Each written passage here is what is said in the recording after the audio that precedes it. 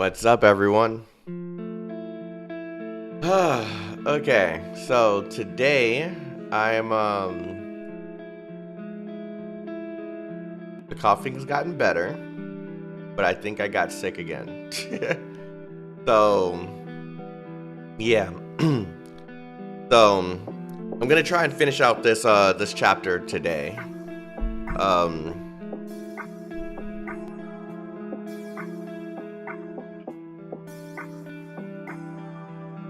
I'm gonna try and finish out the chapter today, so we don't have to worry about you know, whenever I'm gonna stream again or whatever. Yeah. How's everyone doing today?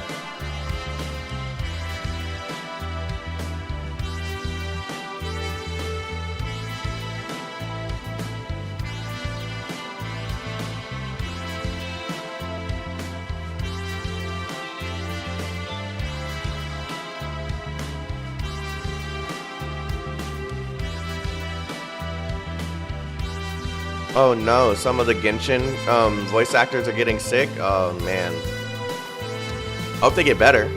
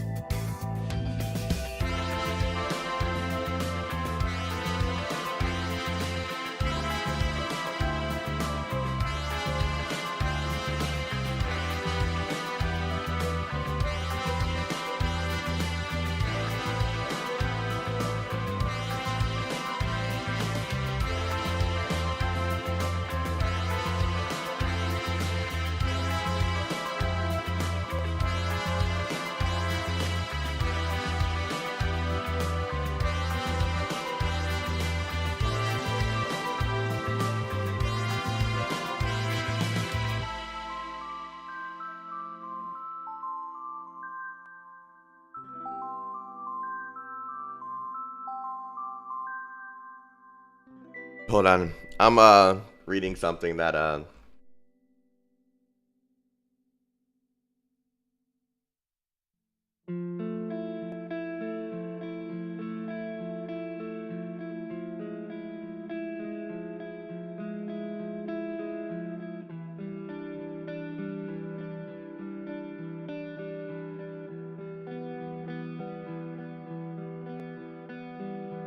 okay, cool.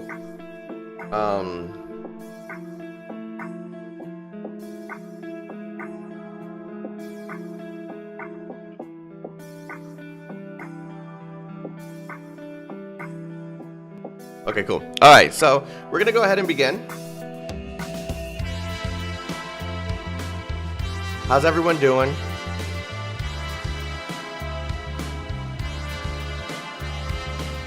You know, I got my tea here, so we're over here trying to get better. It just makes you feel, hey, what's up, Afro? What's up, Afro? What's up, Afro?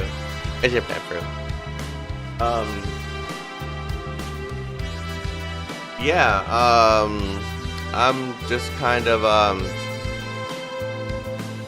don't know what happened, but last night, I had like the worst of it. Like I don't know if I just got sick again or if I'm just having like coughing attacks or something, but, it feels kind of like I did when I first started and I'm just like coughing, stuff up again. It's not fun. I don't feel bad, but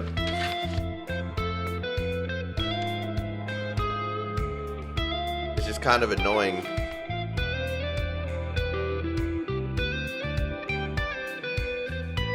But anyways, I shouldn't have that much trouble reading today, because of the coughing. Yesterday it felt like I was gonna cough every 3 seconds.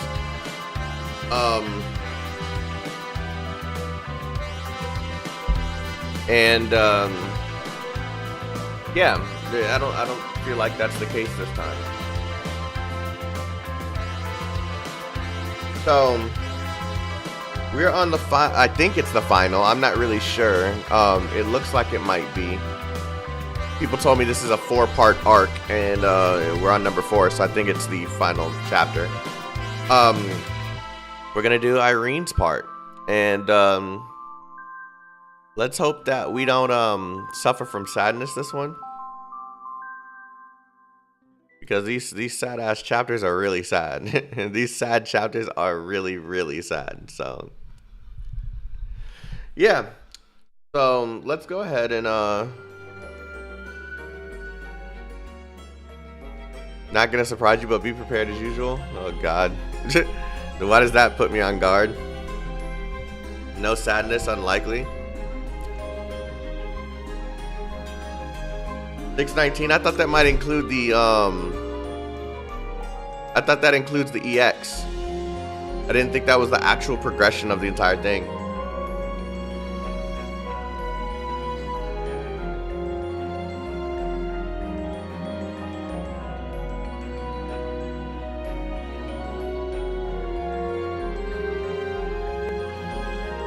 It's a great ending. It's 19 with the EX. Yeah, see, it's not a not story progression. I'll probably just do the EX stuff off stream. I don't know. We'll see what happens. So yeah, I've got tissues in hand. There's still an interrogation story to read. Oh yeah, I forgot about that. They do have interrogation for Serpent and Mess. I'm not sure if I'm gonna do that today or tomorrow. It depends on how long this chapter is.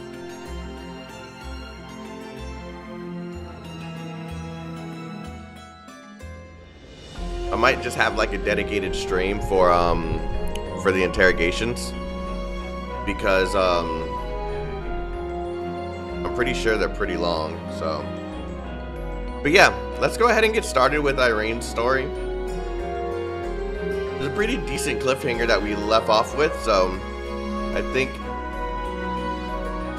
this is when the chapter is gonna really start to ramp up. Level 31. If only this was like level 60, so I can use my more powerful units. But yeah. All right. Please protect me, Chief.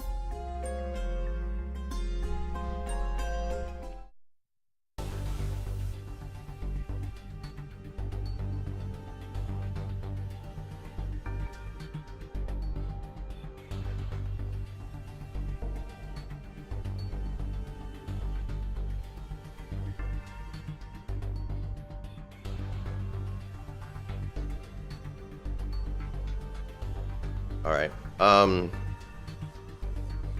It happened in an instant. Before the impact, you and the 9th Agency agent were still observing the situation at the surveillance point outside of the Midsummer Nights Club. The investigation was on standby nearby. The operation had not yet started, and the streets were teeming with people.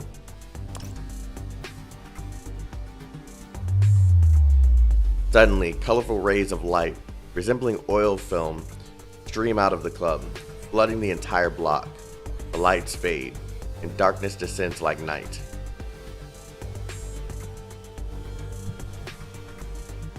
Oh God, they done wrecked the place. I've been watching your previous VODs, finally caught one live. I appreciate you. I hope you're enjoying them. My emotional ass over here crying to shit that crying to this video game because it mentally triggers me. But I'm glad you're enjoying them, and feel free to share them with anyone else that you think might enjoy them, and thank you for being here. I'm glad you caught me live. Now, only you and the 2 sinners remain awake in the entire affected area. You walk through the corridors and the empty club. looking for possible clues while fighting off condensed contaminants from time to time. Using the map provided by the Ninth Agency, the Nightmare has already investigated the club, but could not find anyone sober. Everyone had fallen into a deep sleep. They actually made it sound like her face, her mouth is covered. This is one of those situations where I would have been okay if they left it normal. It's good for immersion, but the gas mask is kind of much, you know what I'm saying? Kind of much. I want to hear her awesome voice. It makes sense though. I'm not mad at it. Can this thing please just stop circling around my leg? Okay, cool. Using the I'm gonna read it again because you might not have heard it. Using the map provided by the Ninth Agency, the Nightmare has already investigated the club, but could not find anyone sober. Everyone had fallen into a deep sleep. What's up, Gal? How you doing? I can't do this. Don't talk while wearing that. I just can't hold it back. I can't breathe when I laugh. Hella. Come on, man. Come on, Hella.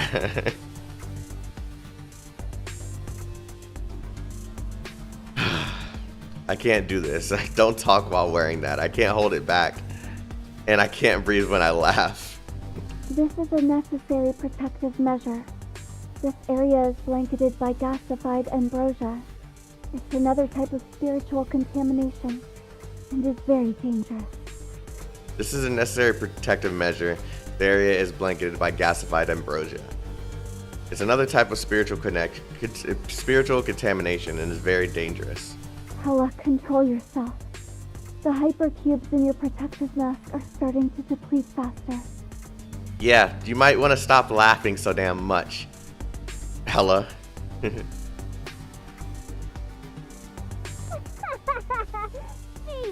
you should stop talking too! Ow! It always takes a thwack from Hecate for Hella to stop. Does she like karate chop? Like when she thwacks her? Doyle's disappearance rang the alarm bells for everyone.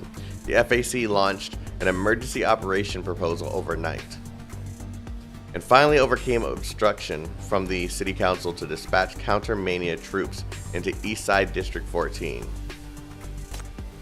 You also make preparations in advance to fight against the center.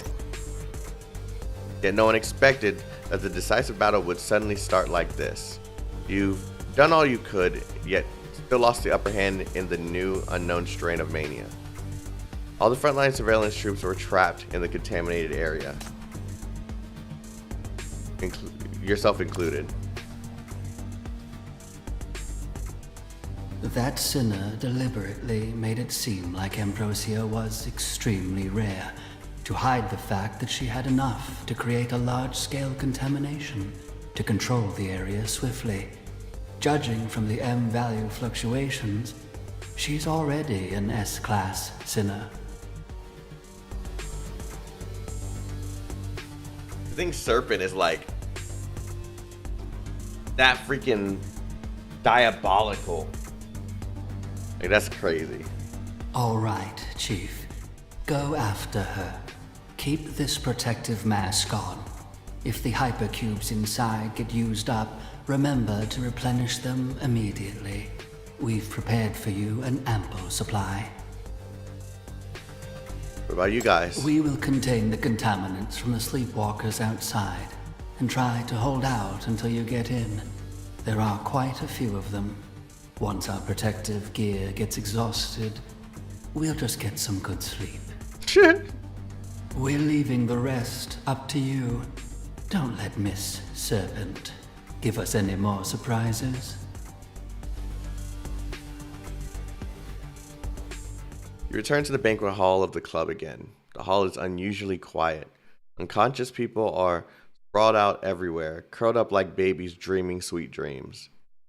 They puff out traces of contamination as they murmur happily in their sleep. The faint and dreamy colors flow gently in the air. You take off your mask, you definitely smell the familiar sweet and nauseating aroma of ambrosia. Is that circus center really here? Even the nightmare can't find her. Where should we go look?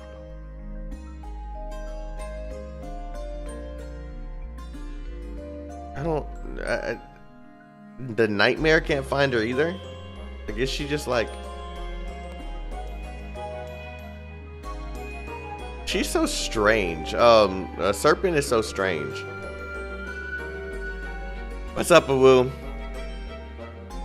The faintly sparkling light all float towards the same direction. You stretch out your hand. Your shackles cannot be fully activated, but they can sense the faint flow. Trace the source of ambrosia. You lead the team upstairs into an elegant office. Center Serpent isn't here.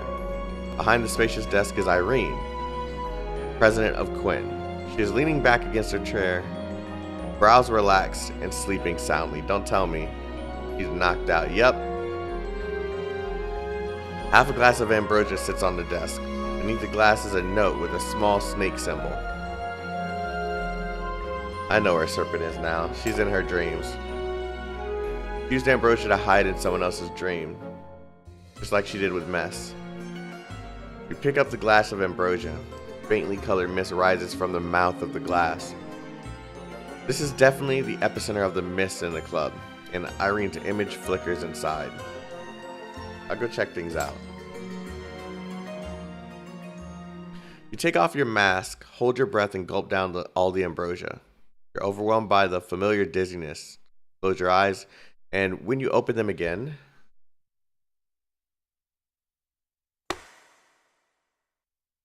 you're in the center of a huge chessboard. The sound of chess pieces hitting the board echoes from one end of the chessboard. I thought it was going to say to the other. The next second, you see a huge shadow looming towards you. Oh, they just throw us into one of them. Okay. Is that Zoya? Yeah, it is. Okay. Alright, we got level 40s here. Or level 31, so let's go ahead and start messing with some 40s now. Getting my hands dirty could be fun. Oh, that's interesting. We can't block them because they're not, well, we can block them, but we have to use the white pieces. That's interesting. That's a good touch.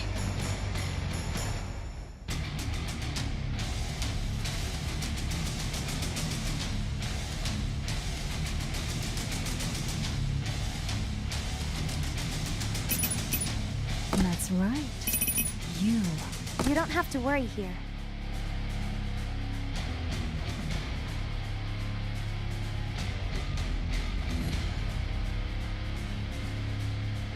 Word fail doesn't exist in my dictionary.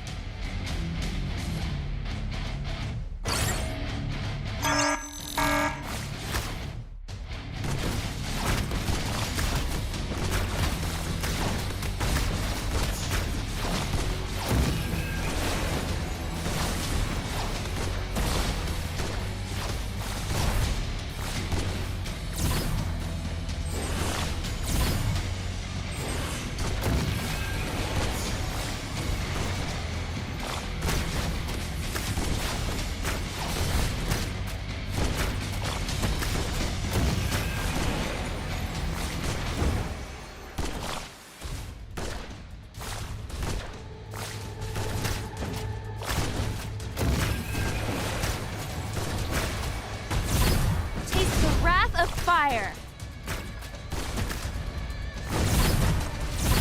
Vanish.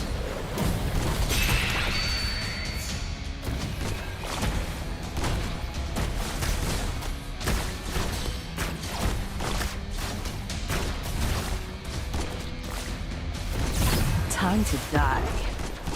Somebody will carry on this will. She finessed me, bro.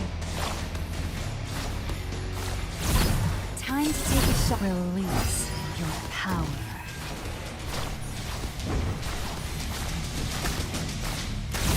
Release your power. Release your power. I can't believe I can't even put my ability there.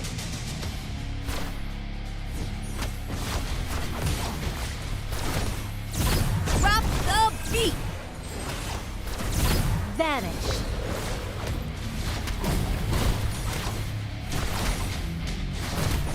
Release. I can't even use my abilities there. That's crazy.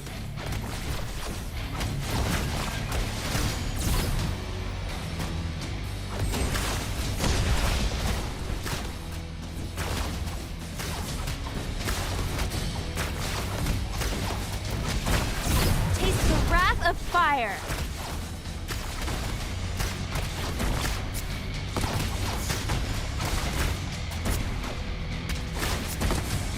Release your power. Vanish.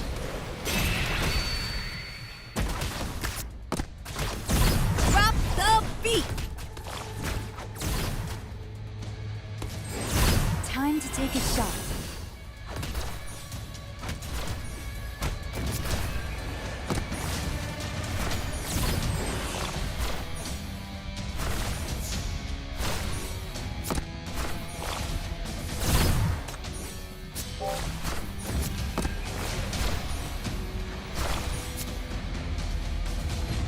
Damn, I can't get anyone else to fight her? Okay, she's gonna have to just die normally. Oh, man. You ruin the chessboard because you can't win the game? What a Philistine. Is that Irene's voice? Come out. You ruined a good game of chess.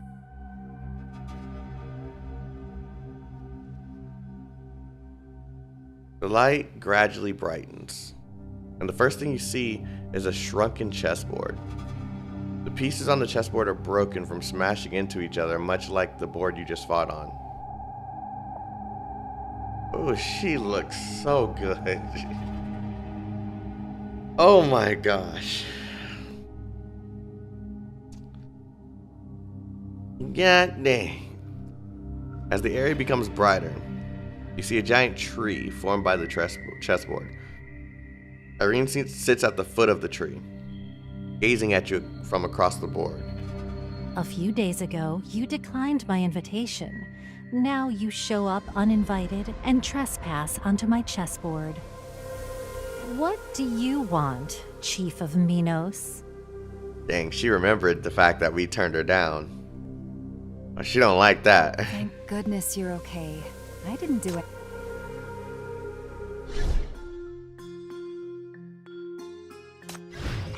She didn't like that. Hold on, let me make some of my. To the crystal. I'll be the first. Let me level some things up, just so we'll have some. Thank you for your help. Thank you for your help.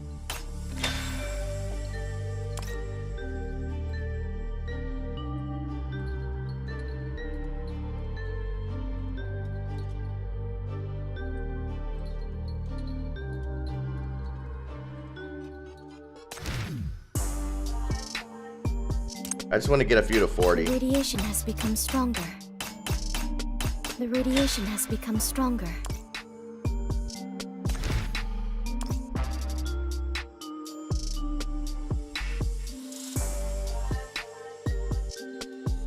Okay, I think that works. I don't need to do too much because I don't want to use all my materials on stuff that I'm not going to use mainly.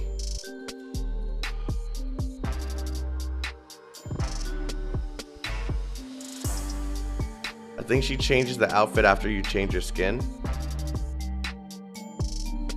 Is that the case? That's cool.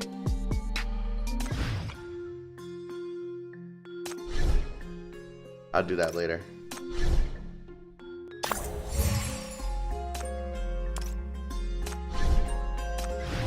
Stay behind me. What do you want, Chief of Minos? I don't know about the way she said that. I don't really I don't really like how you just said that to me. I'm gonna let it slide because you just look so damn good. That's the only reason. I came to find the performer you hired. Ambrosia has taken too many people captive. The contamination from sleepwalking is seriously threatening the real world. I must find Center Serpent and put an end to this mutation. At least you're being honest and upfront today. Not long ago, you got a bunch of spies from the 9th Agency to test me. We need to find out the truth about Ambrosia. You and your Midsummer Nights Club are also victims. She trapped you in this dream. No matter how well you got along before, she has now betrayed you. But I'm on your side. We share the same interests. I don't... hold on, chat.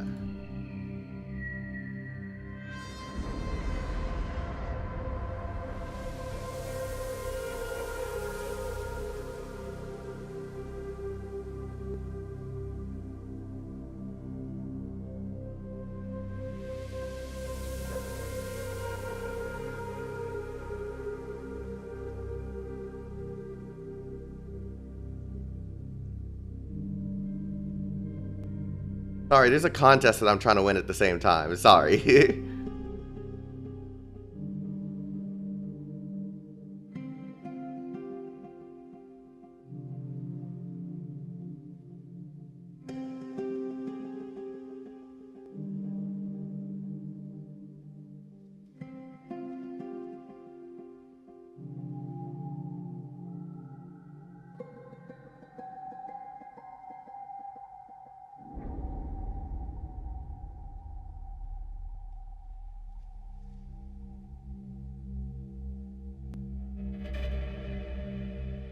Okay.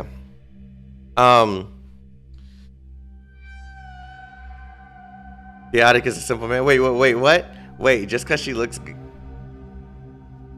Just because she looks good, not that she's about to crush you. Look, I'm gonna tell you something very simple about me, okay? She crazy, I like you, okay? That's the way it goes. She crazy, I like you. It's that simple. It's that simple.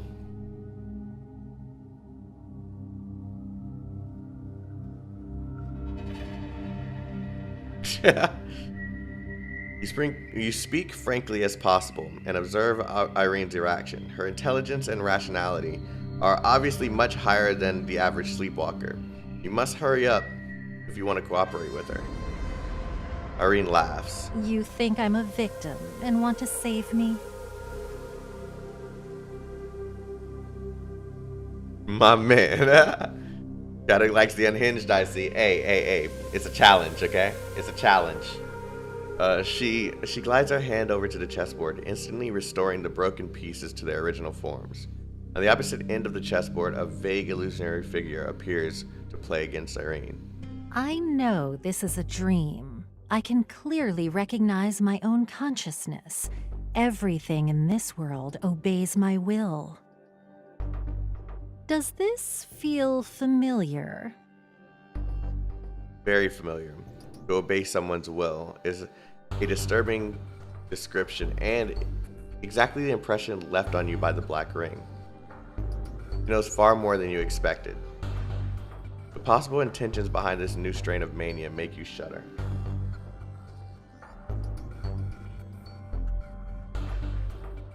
Yet Irene looks at you with a playful expression. Don't worry, Chief. This is just a lucid dream. Its limits and boundaries are very clear. I can't manipulate reality with my will like the Black Ring. I thought you wouldn't need this kind of illusion. Why rely on these illusions? You can already conquer everything in real life. You're the president of Quinn. You can get whatever you want. No one can halt your desires and footsteps. You're right. That's why I feel bored sometimes. On the chessboard, the illusory figures. White dress piece. Oh god, I can't. On the chessboard, the illusory figure's white chess piece moves. Irene thinks for a while, then moves her black piece. I have fulfilled too many wishes. but none of them have truly satisfied me. I'd like to satisfy. No, okay. Sorry. We'll continue. So I was curious what kind of joy this legendary ambrosia can bring me, so that I'll never be bored. The answer she gave me was very interesting and unique. At least it's something reality can't give me. You look at the figure across the board. It's blurry and illusory, but also calm and focused. Even if you can't read the board, you know that this figure is a chess master. You're right. That woman knows very well she cannot hold me captive. So instead of becoming my enemy, she gave me this interesting gift. She's my friend already. She's an adorable, vulnerable, and hardworking person. I like her very much. If you want me to hand her over. Chief, what can you give me in exchange for my friendship? Oh God, she's one of those. This woman isn't a victim, nor is she a potential partner. You know very well that here she's in charge. Whether you or Serpent wins depends on which way this overlord sways. And now you have no shackles, no strength, and not even enough freedom. But you have something that can entertain her. I can give you an opponent. You walk over and dispel the chess-playing figure on the other side of the board, and sit down face to face with Irene. At least you're quite courageous. She flashes an elusive smile, then waves her hand gently. The chessboard resets, but this time all the pieces on the board have turned into familiar faces. Of course. Of course. On the white side, the chess pieces take on appearances of Akate, Ella, Zoya, Hamel, and other shackled sinners.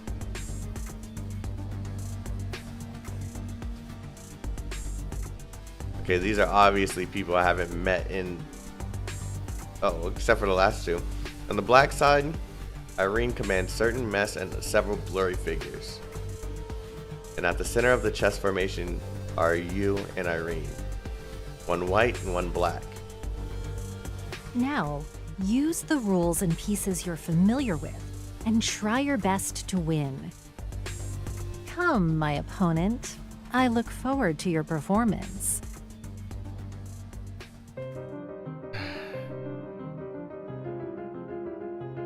Of course, they got some music to match.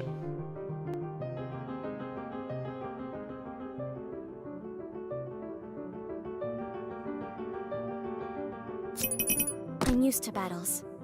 I can certainly do it.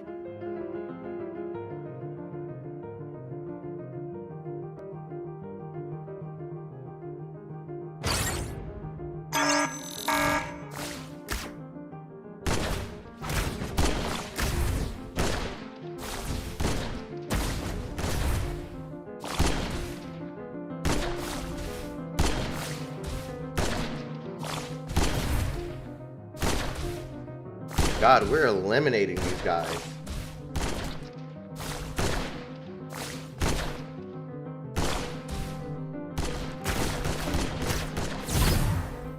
Time to take a shot.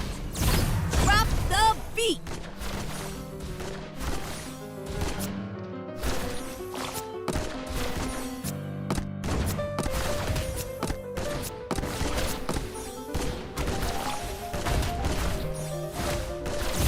Vanish.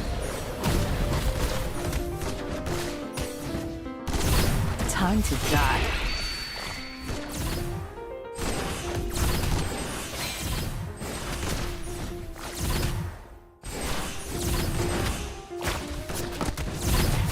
Away from me. Taste the wrath of fire. Vanish.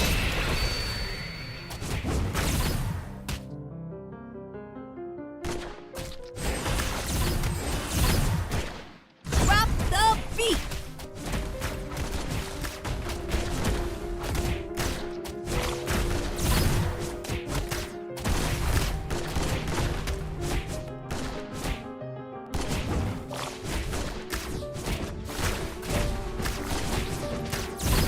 vanish.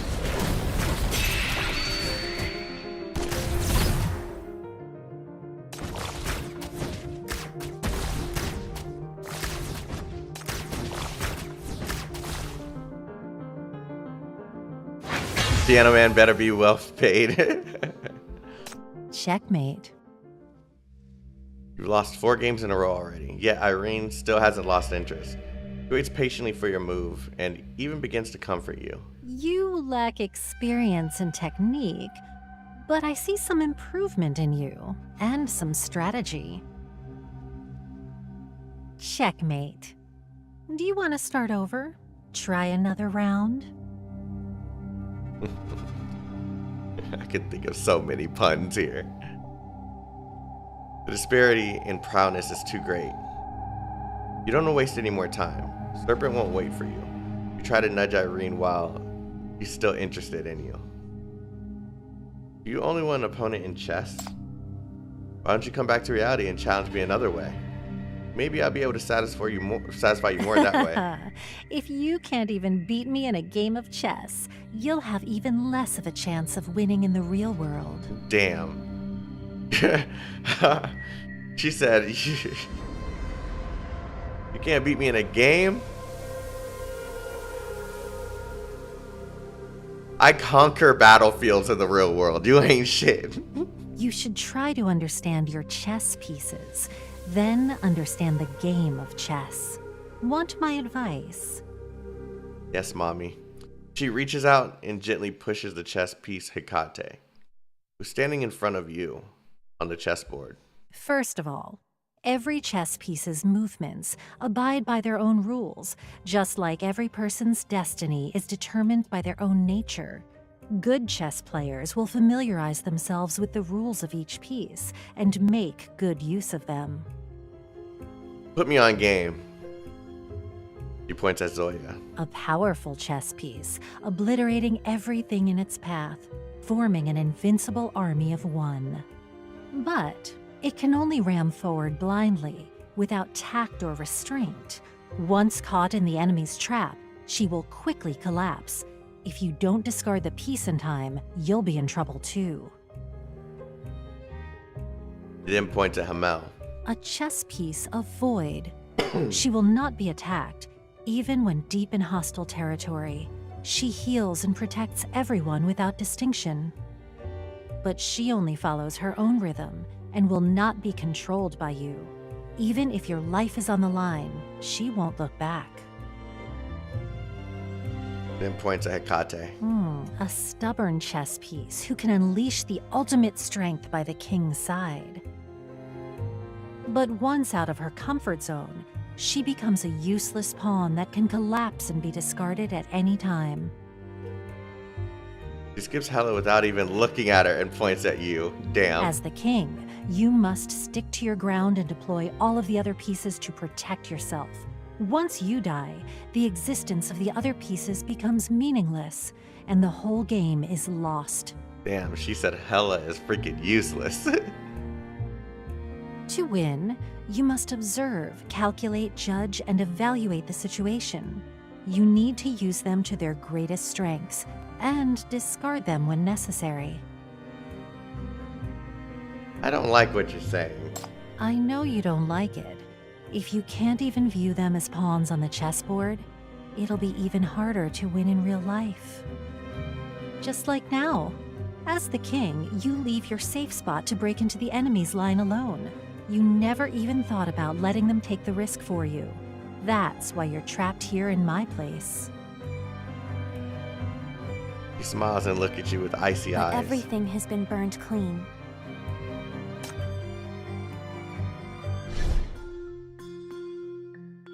I like Irene. Her voice is literally perfect. Her voice is literally perfect.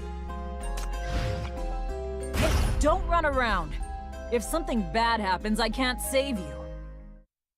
Between the two of you is an unwinnable board of chess.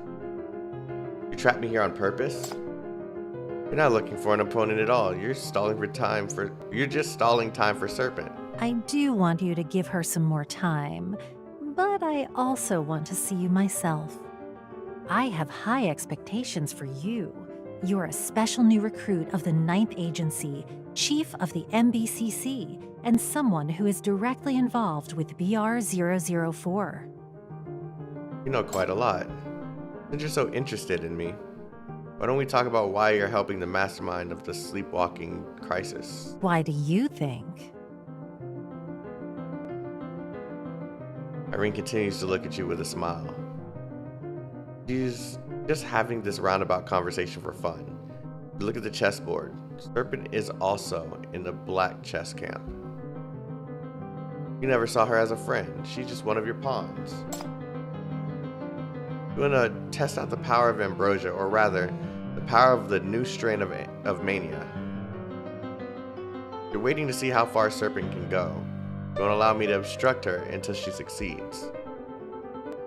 It seems that one can completely control and create a world in a lucid dream, while in reality, sleepwalkers can also materialize their spiritual fluctuations by producing contamination. Irene can already control the world of her dreams. If she can break through the real world, she'll be able to use her consciousness to control reality through lucid dreaming.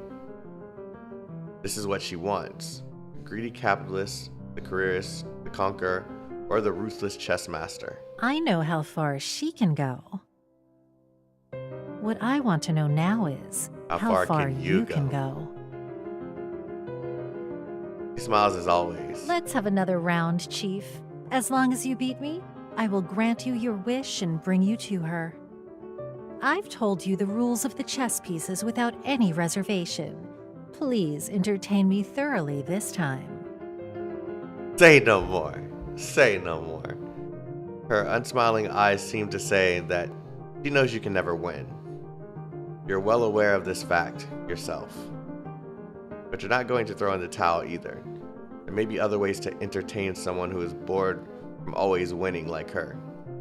Stare into her eyes and say, "Then let me subvert your chessboard." You say the rules of the pieces come from their nature. Let's discuss the human nature on the chessboard then. After all, I disagree with your rules with all my heart. Like me, they're all living, breathing people, not pawns to be manipulated and discarded. Human nature cannot be summed up in a few words. Sure, Doyle uses violence to open the way. He harbors a lot of rage and paranoia, but in the end, she's always fighting for others. It's only natural that she turn back for those she loves. God.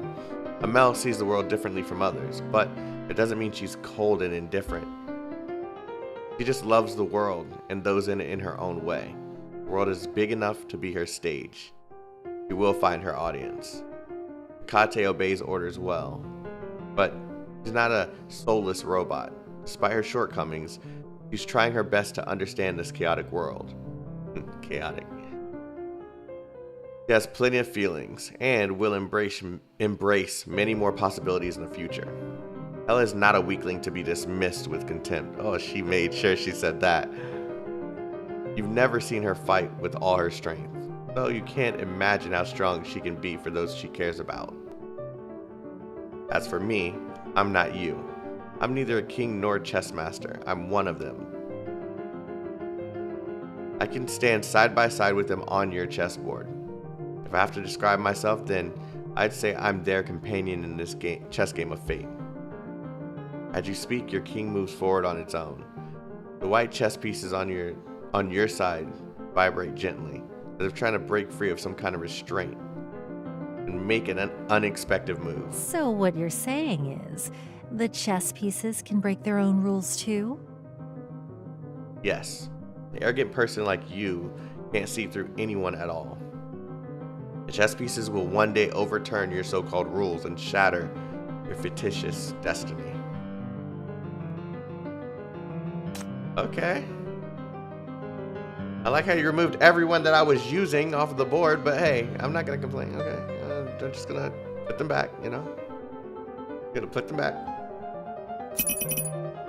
Don't worry, I won't let anything happen to you. Oh, it flipped. Okay, it flipped. That's what happened. Okay, I see. That's right. Nope, that's not who I want. I'm used to battles. I can certainly do it. Getting my hands dirty could be fun. You don't have to worry here. The word fail doesn't exist in my dictionary. I don't like this.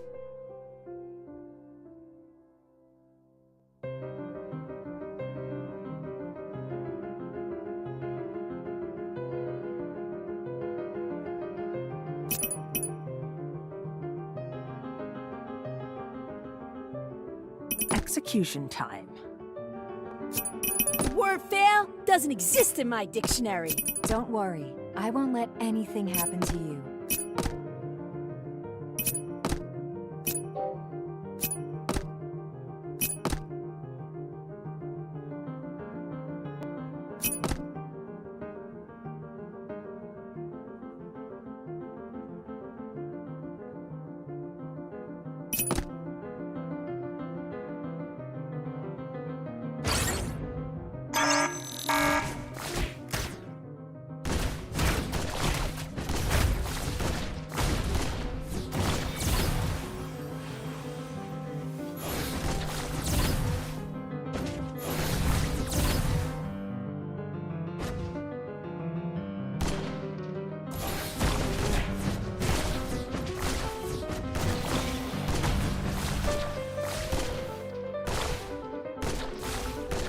Time to take a shot. Vanish. Vanish.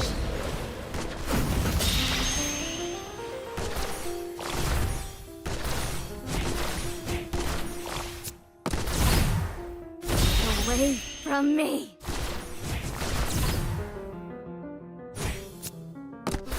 Time to die.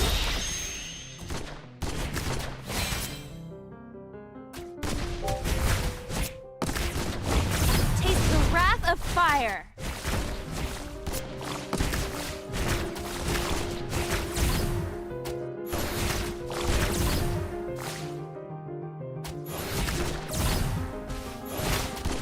Time to take a vanish.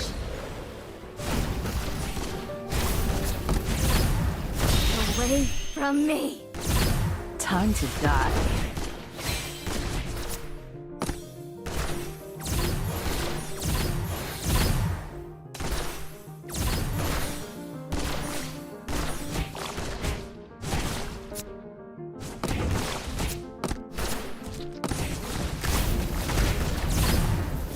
Away from me.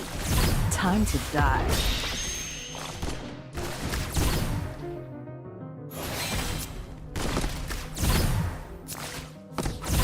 Drop the beat. Taste the wrath of fire. Time to take a shot. I can't. Somebody down will carry on this will. I was gonna finish her off with her own ability, but Irene still won. On top of the disparity in technique and experience, God, she also strategized more meticulously than you. This chess master quickly familiarized herself with the rules you bent and took advantage of the situation to counterattack. He now gazes at her victory on the chessboard and pieces who made unexpected moves, deep in thought. Let's go again. I can do this all day. Hold on, let me make my light a little less bright because it's starting to blind me.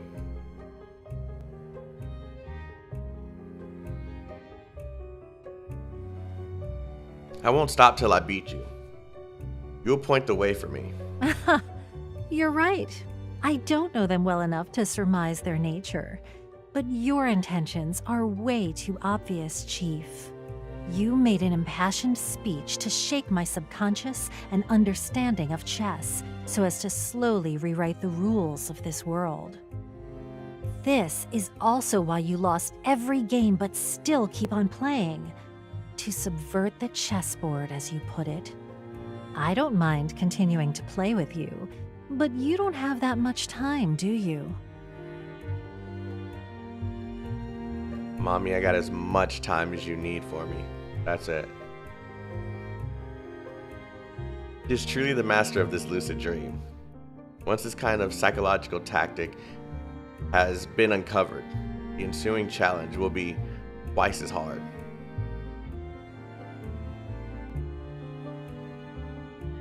But she has a happy smile on her face. You don't know when, but the Black King has already moved forward one step. Then have I entertained you enough? If I could, I'd trap you to this chessboard till you struggle to your dying breath, until I lose interest in you. But as you said, you can still provide more entertainment for me. This goes for both you and your chess pieces. Oh, right. You call them companions.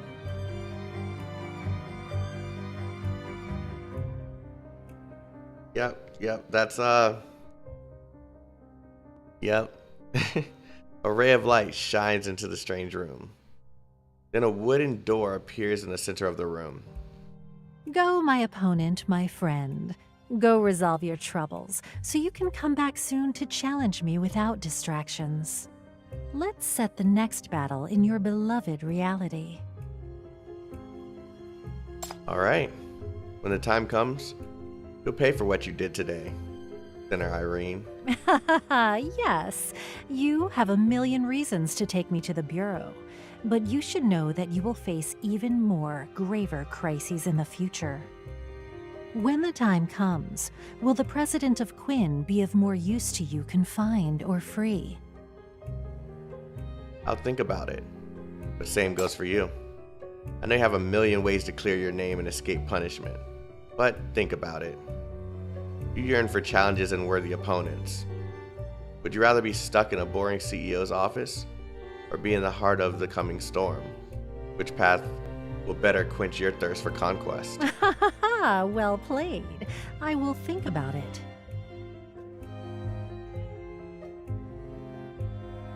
Her gaze returns to the chessboard. The initial illusory figure gradually reappears on the opponent's seat. You will now see clearly that it resembles Irene. No amount of lucid dreaming can give her an opponent that surpasses her own cognition.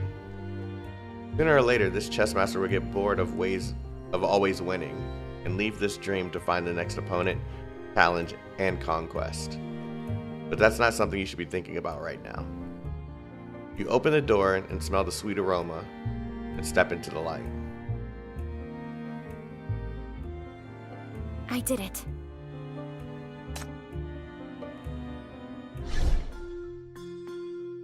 Oh, there is one more. Okay. Serpent is right after.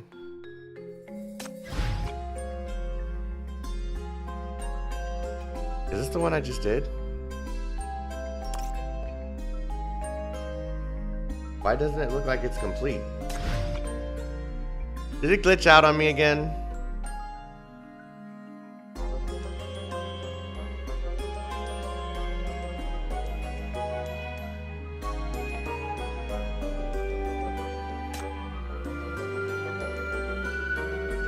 Maybe because two of my sinners died. Two of my sinners died.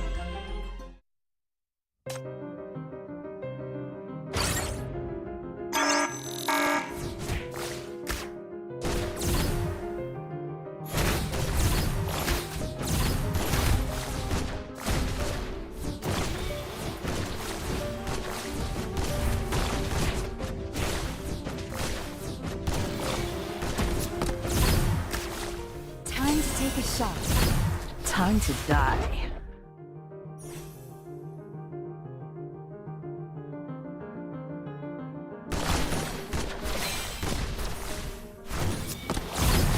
Away from me.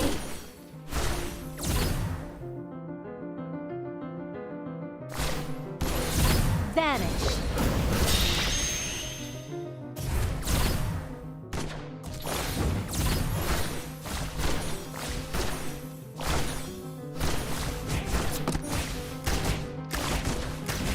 Time to die.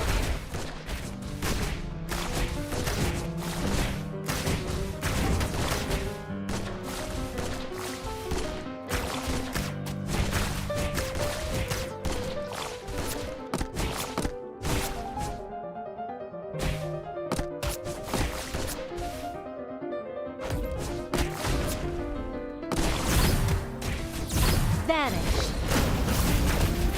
Drop the beat! Time to die. Taste the wrath of fire.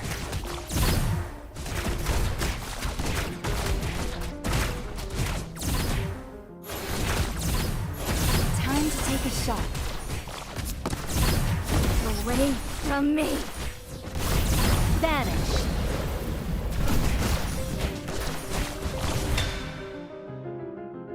Not this time. I did it. Okay, it didn't glitch. Okay, cool. Alrighty.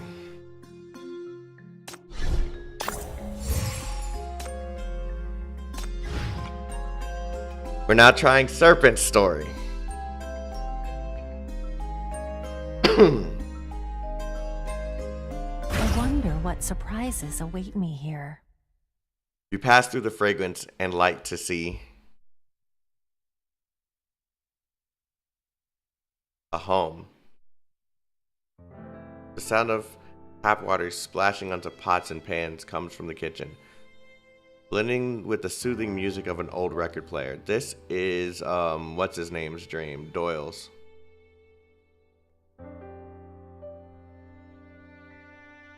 I can tell by the picture and the record player and the records at the top.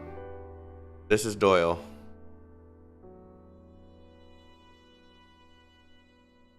The cozy afterglow of dusk illuminates the house with surreal warmth. Does your head still hurt? Oh, they're gonna hit us with the feels, aren't they? Okay. Where are we going? The woman's gentle visage comes into view. She hands you a hot drink. You take it and find yourself on the sofa with a splitting headache. Have some. This hangover drink is my family's secret recipe. Doyle often stumbles home drunk like this, too. I always make it for him. It's effective, and he likes the taste.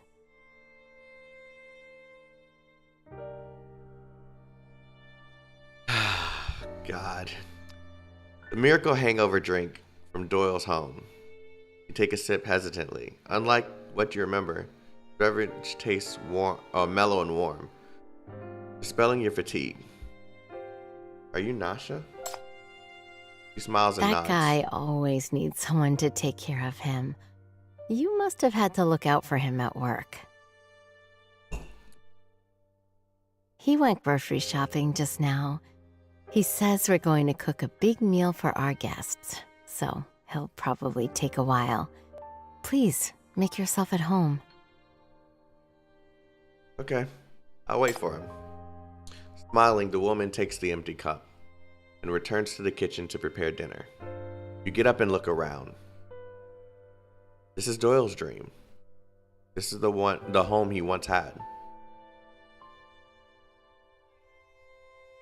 The impact of the incident at the Midsummer Nights Club continues to worsen. Dozens have gone missing. The cause of the incident remains unclear. The FAC's countermania defense line has been impacted. If it is damaged, the sleepwalking phenomenon will quickly spread to cover all of District 14. An ordinary television playing live news. Anchor.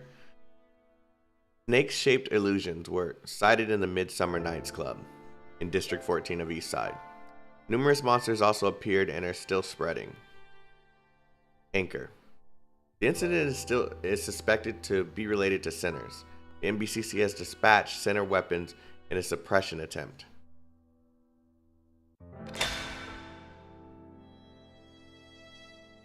Obvious. Wedding photo. A conspicuous spot in the room, emphasizing the happiness of a new family. The same photo is found in Doyle's office. This is gonna be sad. I already feel it. This is gonna be sad. A thriving green plant. Like its owners, it keeps growing in warmth. It has the same shape as the plant in Doyle's office. I wouldn't be surprised if it's the same one.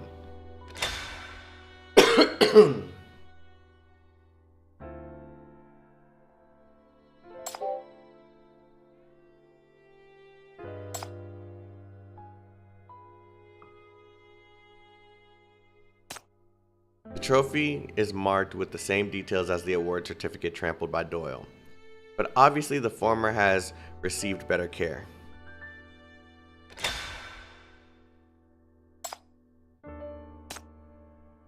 An old record player kept clean. A stack of old records is tidily arranged next to it. The machine is playing some beautiful music from a record named Waking. Ironic, huh?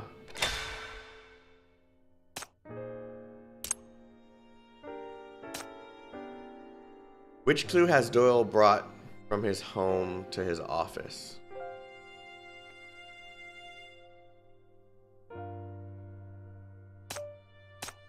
I tried dragging it. Which clue proves Doyle's past honors?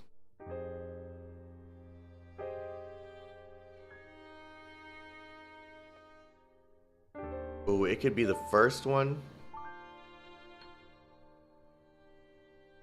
Or the second one.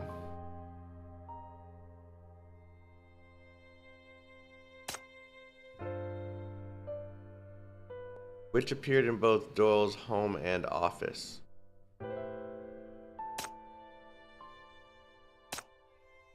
Which clue is the object Doyle cherished? Bruh, I'm good at this. I'm good at this. You want to keep looking, but you hear a familiar man's voice humming out of tune from the outside of the door. He happily opens the door, his face beaming and brightly. Oh, hey, you're finally awake. Where'd you party last night to end up this wasted? So this is the dream he keeps visiting and coming back from. And this is why he's always so hurt whenever we bring up his ex-wife. I already see where this is going, and I don't think I'm ready for it. Have some of the hangover drink to clear up your stomach. We're gonna have a big meal in a bit. Not to brag, but my wife is the best cook in the world. Doyle, come help. Roger that, Commander. He quickly changes into his slippers and shuffles towards the kitchen, but you grab him. What is it? You don't have time to beat around the bush. Get straight to the point. Wake up, Inspector. Time is running out. You're trapped in a dream. You ingested ambrosia in the real world and fell into the sleepwalking state. What are you talking about? You still drunk or something? You're the one who was craving my wife's cooking all the time. You insisted on coming over to eat these past couple weeks. Okay. That's right, because right before we went to the Midsummer Nightclub, Doyle was given a higher dose of ambrosia from Serpent as he was holding as Serpent was holding his ex-wife's phone. I remember now.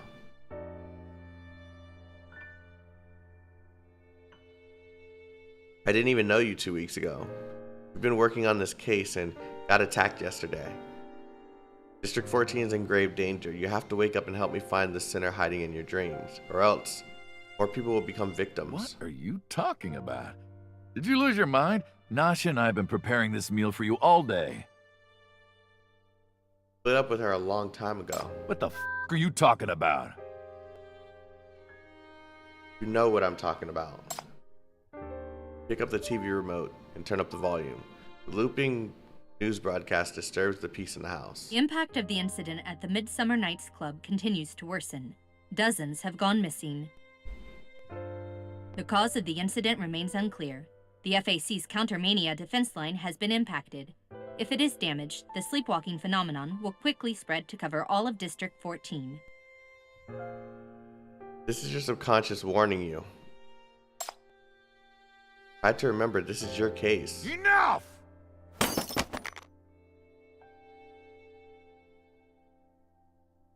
Yeah, he doesn't want to wake up from this dream.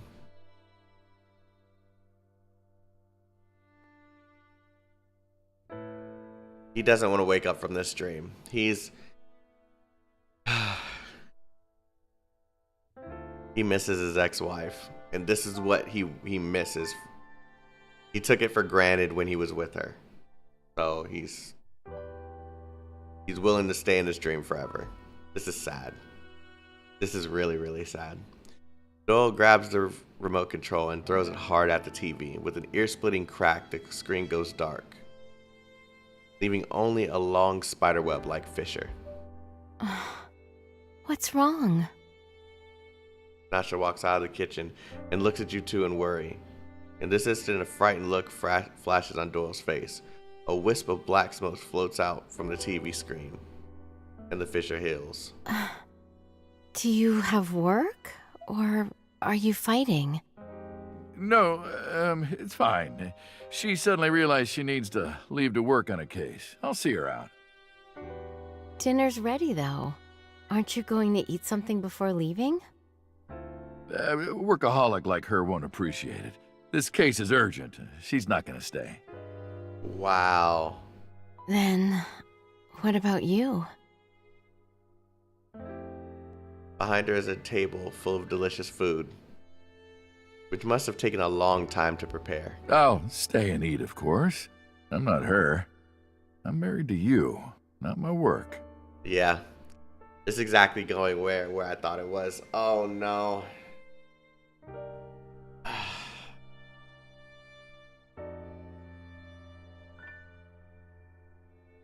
Wait for me? You open your mouth to say something, but Doyle grabs you by the collar and drags you to the door. So what else do you want to say? Not real, none of this is. This is real. This is the most important thing in the world to me. I'll never let go.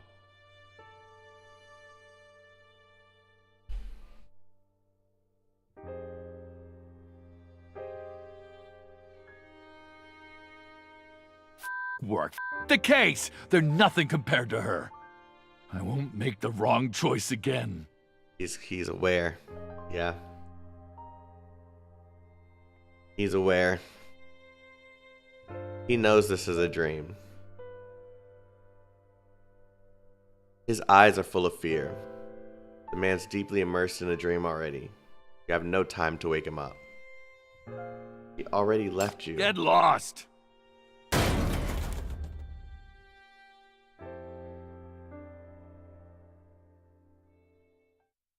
Sorry, chat, that hit me. Doyle pushes you out the door and slams the door shut. He has expelled you. Outside the door is icy darkness, from which you hear a faint sneer. It's Serpent. Why bring this upon yourself? Why try to snatch others from their sweet dreams? A hint of sweet aroma lingers in the darkness. Show yourself. I know you're here.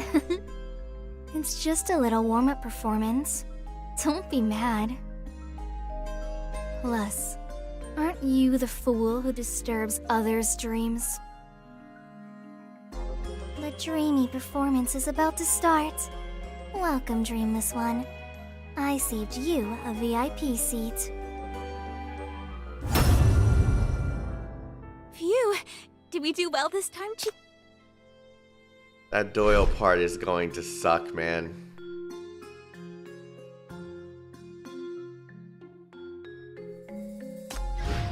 Oh man, that's gonna suck. Operation on. Everybody stay alert. According to legend, there's a mighty city. It stands in the middle of the storm, illuminating the endless night. It is a beacon, a torch. It guards the rarest treasure in the world all alone. It embraces the most precious miracle in the darkness. Okay, I have to admit, this voice has kind of grown on me a little bit. Do you know what it is? Stop this nonsense. Show yourself. It's happiness! Ta-da! I am Serpent, the circus performer of dreams. My greatest joy is bringing joy to everyone. You there, the frowning lady in the audience. Yes, you. I don't have time for this. Aw, don't be such a killjoy. Serpent invites you on stage. body somehow turns into a small wooden cutout and is placed on stage. Much better. Your previous look was much too heavy. She jabs you between your brows, making your wooden body shudder violently. Relax, relax. Like I said, I want to bring joy to everyone. That includes you, of course. Poor little dear. You can't taste the sweet ambrosia and enter a sweet dream of your own. So you rack your brain all day to try to ruin my performance. I really pity you. So I've decided to give you a custom package of joy. Tell me, what do you want? I'll satisfy you personally. You can't feel your new strange and absurd body, but you do feel shock and fear. This is the first time that you, as an intruder from reality, have been completely transformed by dreams. The blue-haired girl in front of you wields greater control in the realm of dreams than anyone else. She can turn you into a ridiculous wooden cutout or kill you at any time. I know you use ambrosia to filter consciousness and expel all the darkness and misery. Your goal isn't to create a new strain of mania, right? Those contaminants are just garbage you don't want. You spread ambrosia to attain high purity joy from the sleepwalkers. You're immersed in happiness. You're definitely involved with the Marv case. Such a high concentrated singularity, strong emotions remind you of that horrible phenomenon. It's a possibility you have to consider. No one can bear the consequences. Are you trying to test the power of the Black Ring? And even use it to lure Quinn to work with you? Serpent's wooden cutout rolls her eyes. You like Marv? You like the Black Ring? Of course not. Then why are you talking about it? I was asking you about happy things, and you keep bringing up depressing things. You've always been like this. Stop being such a killjoy. You'll get beaten up sooner or later. Didn't you see the inspector's fists clenching angrily just now? You still had the nerve to mention that. You attacked him. I was bringing him happiness. True happiness. You took away his freedom with a false dream. Here we go again. I know you are the best talker. Rebecca, this place can only mimic your past, but it can't create your future. This isn't your life. Come back to reality. Blah, blah, blah. Mess, this isn't the enemy you want. It devalues your fight's worth. You can't forge a truly powerful secret sword here. Come back to reality. Blah, blah, blah. Irene, this only gives you the illusion of a mighty foe. It can't produce anything other than your own reflection. Opponents who can truly surpass you are in the vaster real world. Blah, blah, blah. Dreams are just cages for all your consciousness, trapping you guys in narrow fantasies and depriving you of greater possibilities. Come back to reality. Come back. With just a few words, you lure people out of the beautiful dreams I crafted for them. You encourage them to discard their happiness and return to their worst miseries. Aren't you the most bewitching little trickster? God dang. She gazed at you, somewhat displeased. I gave them freedom and let them decide for themselves what dreams they want the most. I enabled them to grasp onto their own happiness. I gave them the truest, healthiest, and most long-lasting happiness. Hey, they don't even have to worry about pain or hunger in their dreams. Reality is often disappointing. I mean, yeah, but I mean, like, one thing that the one thing that you have to learn, right? And anyone can attest to this is, let's say I'm gonna say this in a different way. Actually, I'm gonna say this in a different way. Let's say you're dreaming. You fall asleep and you have one of the best dreams of your life.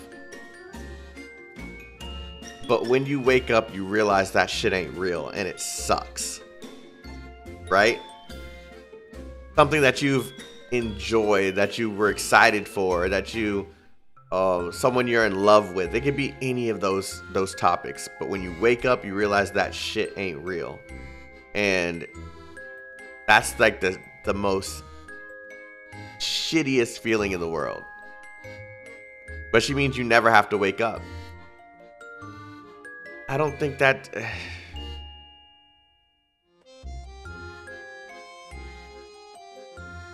I feel like even if you're in a lie is a lie. A lie is a lie.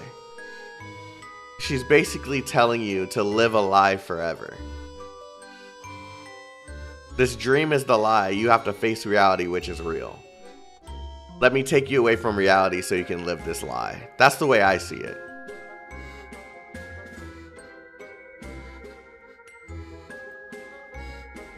So either way, even if you don't have to wake up, it's still just as deadly and sad. She wants to build a world like the Matrix. Oh, come on. If you hadn't come to ruin things, everyone would be dreaming forever. They wouldn't have to worry about their happiness coming to an end like in reality. Sleepwalkers keep releasing dangerous contamination. That can't be helped. How can people have true happiness without expelling their pain and suffering? At least everyone is happy in their dreams. What about the people in the real world? You just let the contamination harm them? Your wooden cutout body creaks as you wrote out these words. This body doesn't seem to hide your emotions very well. But Serpent doesn't get angry. Instead, she starts clapping. I can finally see a bit of your heart. Even though it's just a bit, it's so adorable. With a clap of her hands, the wooden cutout explodes into colorful smoke. The stage set dissolves into colorful trickier tape and disappears, revealing the huge empty stage behind. The real Serpent is suspended in midair on a hula hoop. God, I can't talk. Amidst the flying ribbons, the girl is all smiles. Strange picture frames float. God, I cannot read all of a sudden. Oh, I know why. Strange picture frames float about beneath her dangling feet. You've been through a lot of pain too, and you still want to bring happiness to others. You strive hard for this goal and want to protect their reality.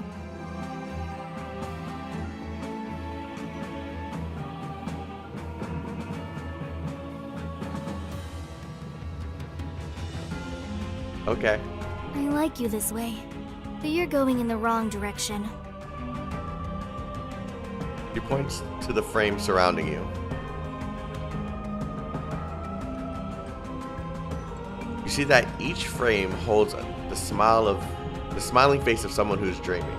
The staff of the Midsummer Nights Club, Irene, the housekeeper, the secret agents of the 9th Agency, the investigation team, random citizens you've never met, and Doyle. They're all murmuring quietly, black fluid flowing out of their mouths. You wonder what the contaminants will turn into once they reach the real world. What kind of damage they'll cause. A chill goes down your spine. See? They spit out so much black goo because there's too much suffering in the real world. That's why I help them purge all misery and create dreams filled with only happiness. Don't worry about the real world. I will invite everyone into dreams so that no one gets hurt ever again. I like her second voice so much more, bro. So much more. By then, what does it matter what becomes of the real world? The real world created all the black goo of misery to begin with. I want to rescue everyone from the real world and go to a joyous paradise together. That includes you, Dreamless One, I want to give you happiness too. The happiness of you all is my happiness. Serpent flips over and jumps off of the hoop and lands on the ground, then bows to you. He looks at you with a smile, just like when you first met. Is that so-called happiness flowing from the depths of her own serpentine eyes? Is this girl tricking you again, or is she stalling for time? The sinners may already be struggling in battle. As for those in the frames, the mental state of all the sleepwalkers are under threat. You can't imagine how much the contamination in District 14 has spread during this dream time. How are you connected with Marv's case? I know about the Marv case from years ago. People immersed themselves in beautiful dreams, but their spirits became absorbed and destroyed. Ultimately, they became corruptors. Is this the truth about Ambrosia? That was so many years ago. Not important. There weren't that many victims back then, but things are different now. Have you been hiding all this time just to pull off today's large-scale mutation? I will stop you. You wield the wooden cutout body and try to throw yourself into the only picture frame not spewing black goo at the center of the stage. The wooden cutout spins quickly, making you dizzy, but you manage to achieve your goal before she can react. The wooden cutout spins into the picture. In an instant, your body automatically recovers. You bear with the dizziness and grab the person in the picture. Turns out to be a little girl with blue hair. Hey! Not now! I'm not ready yet! Is that Serpent? Did it just say that was Serpent? Yeah. She struggles trying to go back deeper. You hold on to her as tightly as you can, and you both fall into the depths of the picture. Immediately, chaotic murmurs seep into the depths of your consciousness. Coming!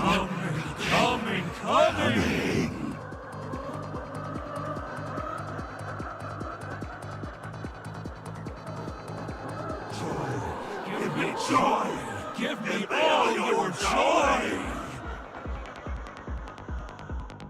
They do a really good job of these weird voices. A burst of nauseating sweet scale dust seeps into your nose. Something has happened around your body.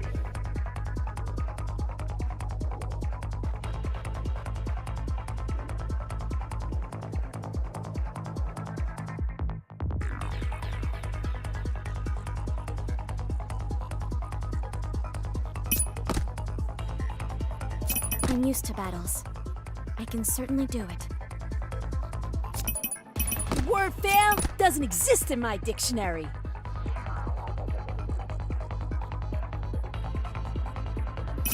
You don't have to worry here.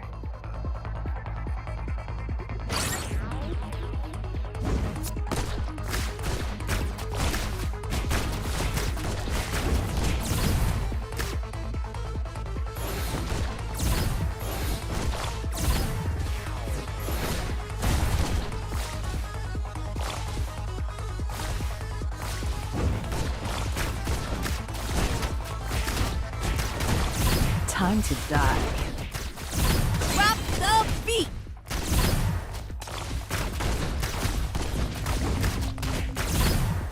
Time to take a shot.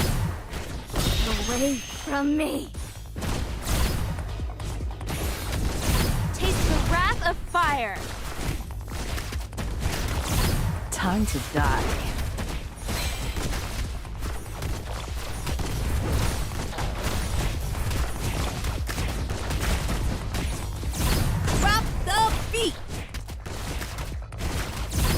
Vanish.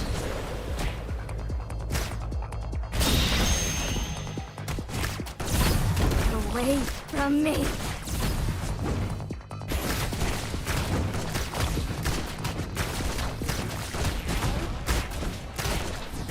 Okay, this is getting bad.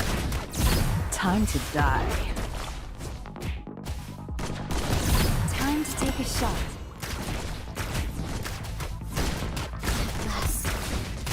Taste the flames, devoured everything after all.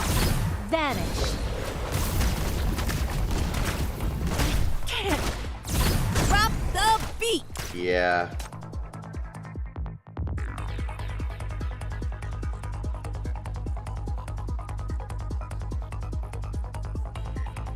I have 2 defenders, but they're not dealing enough damage.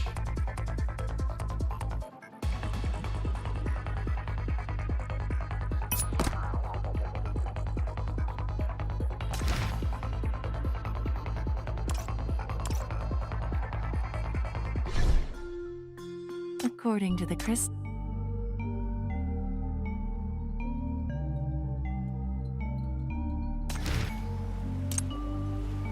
Yep, that's what I thought.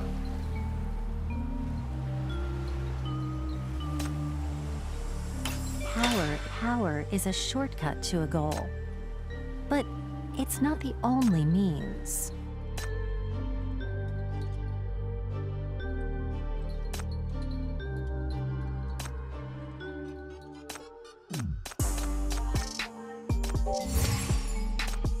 Power is a shortcut to a goal. But it's not the only means. Power is a shortcut to a goal. But it's not the only means. Power is a shortcut to a goal. But it's not the only means.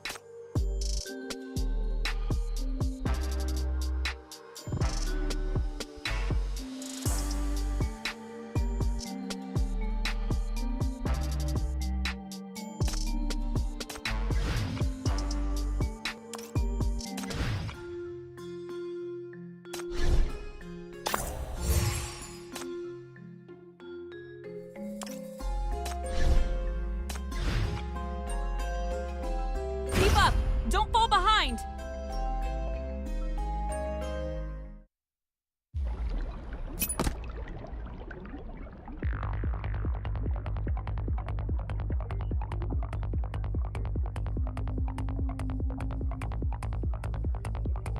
I won't let them lay a hand on you. I'll put 1 higher level.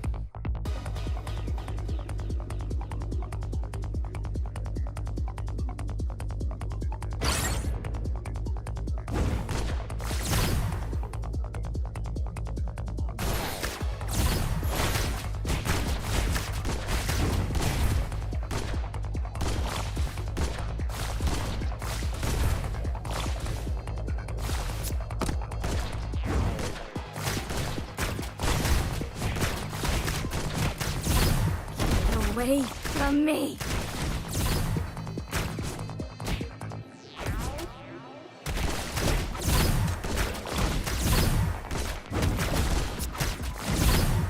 Dreamy getting past me. Away from me! Drop the beat! Vanish.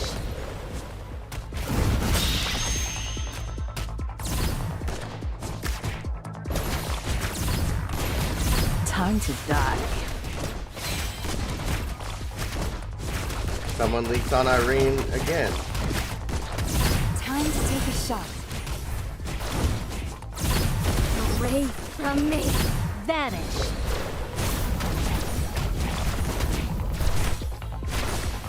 Drop the beat! Dreamy getting past me. Time to die.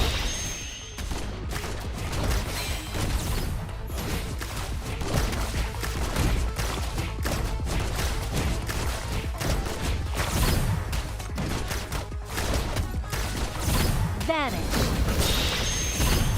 Away from me! Drop the beat!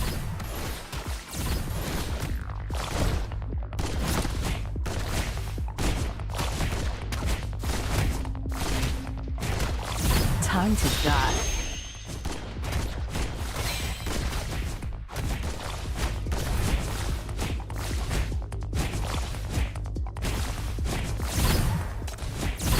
Vanish. Oh my god.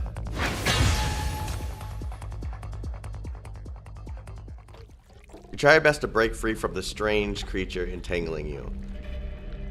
You fall and land in the middle of an empty stage. After a brief silence, you notice a pair of dim eyes slowly fixate on you. The creature gives off an aura of mania, yet is unlike any monster you've ever fought. You're the dreamless one? No, you're just someone I'm unable to touch. Who are you? Where do you come from? Shadow doesn't respond as it wriggles up. You smell the familiar killingly sweet scent of ambrosia. I feel it's right.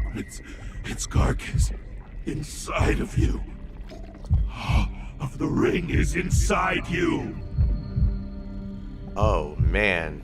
I can find happiness. I can seize happiness. I can create dreams. Open up a world. Tentacles creep out from the shadows, prodding and wrapping around you. They turn into tiny mouths to kiss and gnaw at you. That sounds very lewd. Something is seeping into your soul, slowly rotting away your consciousness. It is awakening your purest hatred and fear. You've been careless. You thought you'd still be fighting against humans, either sinners or conspirators related to the Black Ring. You never thought you'd come across anything like this. Searing pain tears at your body and soul. You want to shake them off, but you can't cast your shackles. Am I qualified to awaken you? Am I able to awaken the ring? The ring, is it also a creature from the Black Ring? Don't touch me. A ray of blue light flashes before you, severing the goo entangling you. The girl lands gently in front of you. With her back towards you, she faces the monster with surprising fierceness. If you dare touch her, you shall die.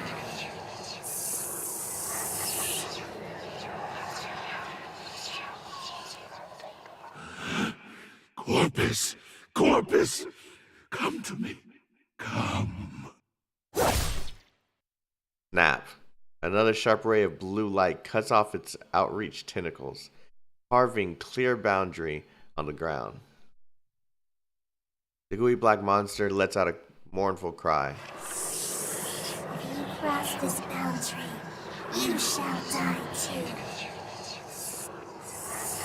Now, go back. The girl speaks icingly, pushing back the monster with her intimidating presence. It finally gives up and rests on the ground as if surrendering to her, whimpering piteously. It finally retreats into the darkness. What the heck? The suffocating atmosphere disappears. The girl turns to you, pouting and complaining.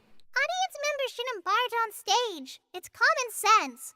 Those who climbed into the circus cage all got eaten up by lions and tigers in the end.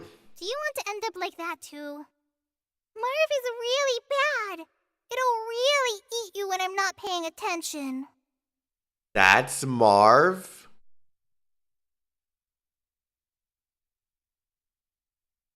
Oh my god. Okay. So she's controlling it.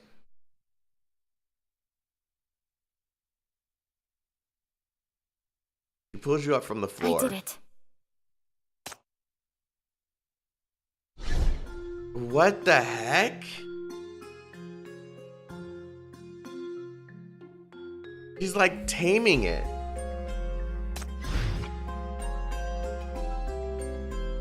How's the story so far? Fantastic. Fantastic. Oh god, it's getting a little harder every single time. Okay. I bet I can find a lot of treasures on this trip. I was speaking Serpent tongue just now. I used to have a little snake about this long. It was my good friend. Will he be doing Serpent's interrogation after this? I don't know. I'll either be doing Serpent's after this or I'll be doing it next stream. I still want to have reason to stream this afterwards, so I might just save it for next stream. Well, language doesn't really matter. It's just a little beast taming trick from a circus performer. Marv doesn't understand human language. You can't reason with it either. I can only use serpent tongue to awaken its instinctive fear. Don't try to go too close to it when I'm not paying attention. You can't handle it. Marv is not like me. It'll really eat you up. She says this with a casual wave of her hand, as if your struggle with the monster was just an illusory dream. But your breathing has not returned to normal. Your body is cold, your vision is blurred, and your mind is a jumble. You still haven't shaken off the horrible feeling of being haunted by that thing. That was Marv, the powerful mania mutant who possesses the same mind control power as Catalyst Centers. Under the FAC rating system, his threat level is at least an A+ or above. Now it's trapped in this confined space and tamed by a center. Why did the Serpent stop Marv from killing you? Was it out of the kindness of her heart? Or was it for deterrence? Or did she just want to toy with you, her prey?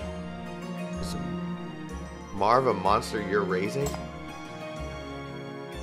It filtered people's consciousness, devouring only happiness. While the negative feelings left behind turned into spiritual contamination. After the victims were drained of happiness, they became corruptors. That's the truth of the cases back then? Yeah. Did you make it do this? Are you behind the Marv case as well as the Sleepwalker's case now? What are you talking about? Why would I let it devour others' happiness? I want to give everyone happiness. I've trained Marv well. As if to reassure you, Serpent reaches out to pat your head, but you dodge her touch. This girl is powerful enough to crush you like an ant. Why do you keep it?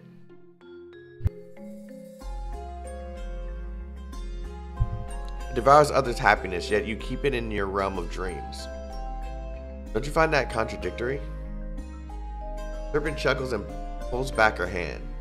With a flick of her wrist, a crystal bottle appears in her hand. It's the same as the one you saw in Mess's dreams. She squeezes it with a bit of force. The monster in the shadow wails, while radiant liquid fills up the empty bottle. This is the bottle of dreams, which is also Marv's heart. Marv loves to devour the joy in people's hearts, so its own heart can make ambrosia and induce others' happiness. Marv keeps eating and eating non-stop. It also wants to find some corpus to make a black ring appear. And it wants me to trap me in a dream and drain my joy to turn me into a walking dead. But too bad it's so weak. Not only did it fail to eat me, but also got a good whipping from me. It never dared to challenge me again. Now it's an obedient little servant of mine. It doesn't work that way. It's gonna find a perfect time to strike. Serpent chuckles and casts a contemptuous look at the shadowy monster. Don't worry. I won't let it hurt anyone. Marv is bad, but ambrosia is good. It can peer into your heart and bring you true happiness. I use it to bring happiness to everyone. So you captured Marv for the ambrosia. This is a monster created for the Black Ring. The ambrosia it creates is dangerous spiritual contamination, and its so-called happiness is only a distortion of human consciousness. I've seen similar monsters before. It will only conjure up happiness to deceive and lure you into addiction. The human heart is just its nourishment. It can't give you true happiness. No, it didn't deceive me. I knew from the first time I used it that it won't use happiness to trick me for its own purposes. Ambrosia is the most honest. It knows the human heart. See? It's the only thing that dares to tell me that I'm joyless, and that I've lost all happiness long ago.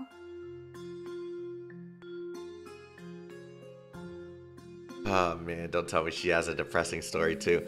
The curtain falls with a reckless swoosh, revealing an empty stage devoid of laughter, sunshine, and warmth.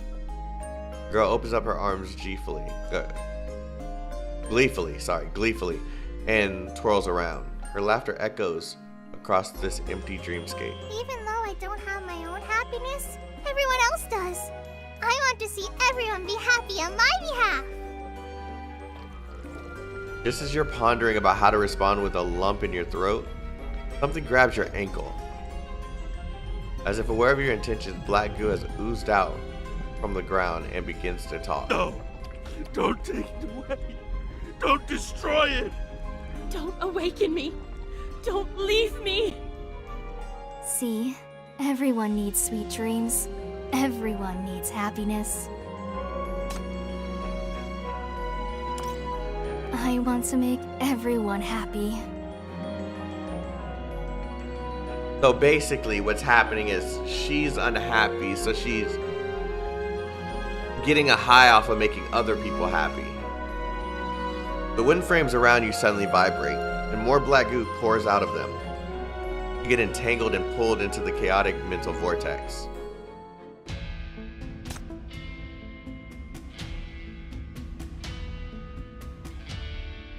Why am I in the center like this?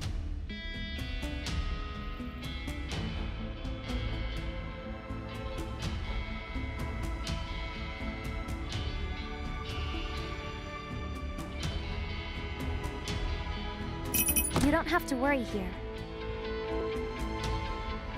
I'm used to battles. I can certainly do it. The word fail doesn't exist in my dictionary.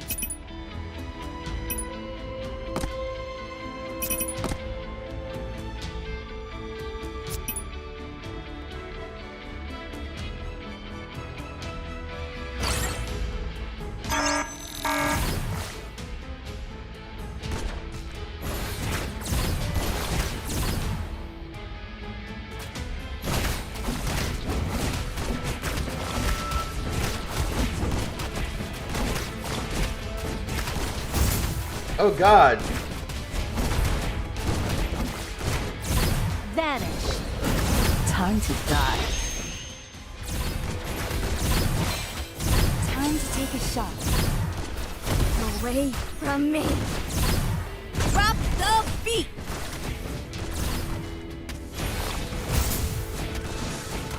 Taste the wrath of fire.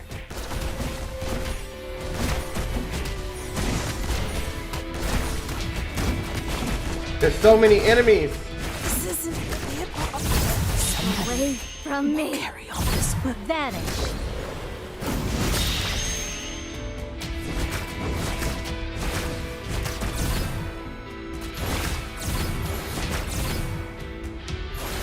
Time to take a shot.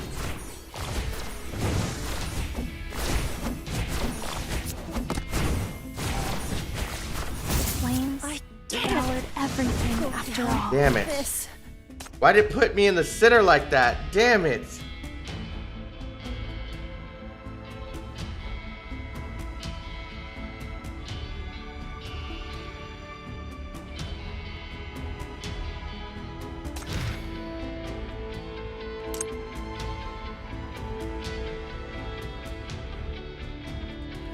The healer.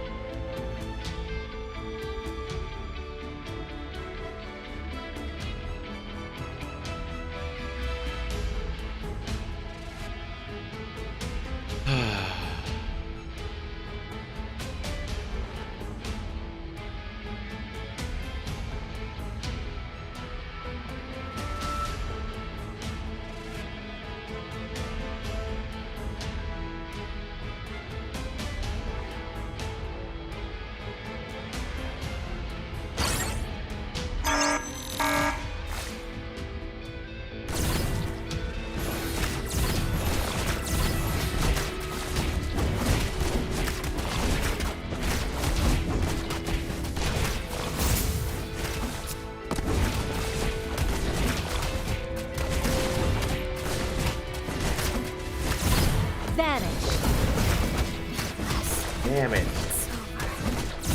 Time to die. Drop the beat! Taste the wrath of fire. Time to take a shot. The flames So much devour damage. everything after all.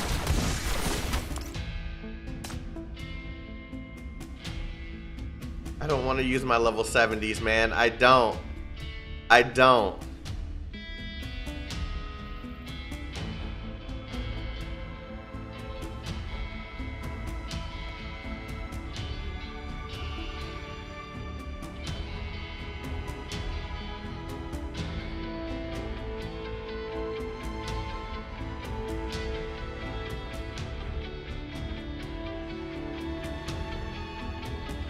You know what?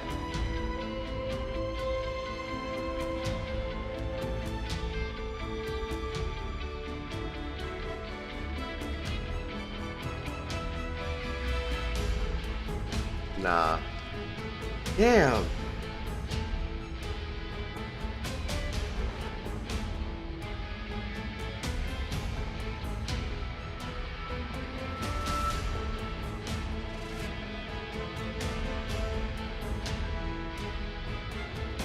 All right.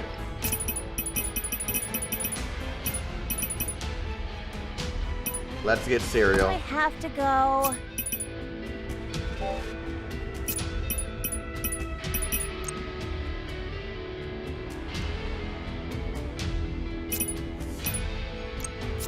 I'll relieve them of pain. I'm used to battles. I can certainly do it.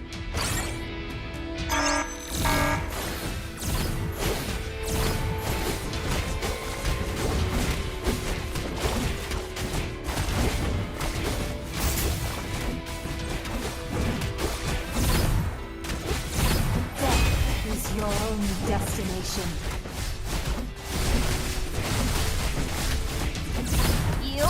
You forced me to do this! Drop the beat! Taste the wrath of fire.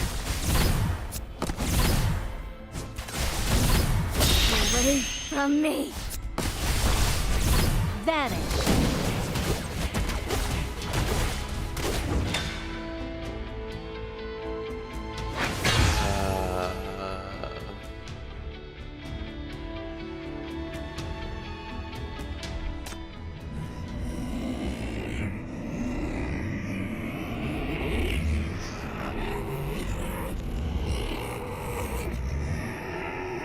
That ain't English.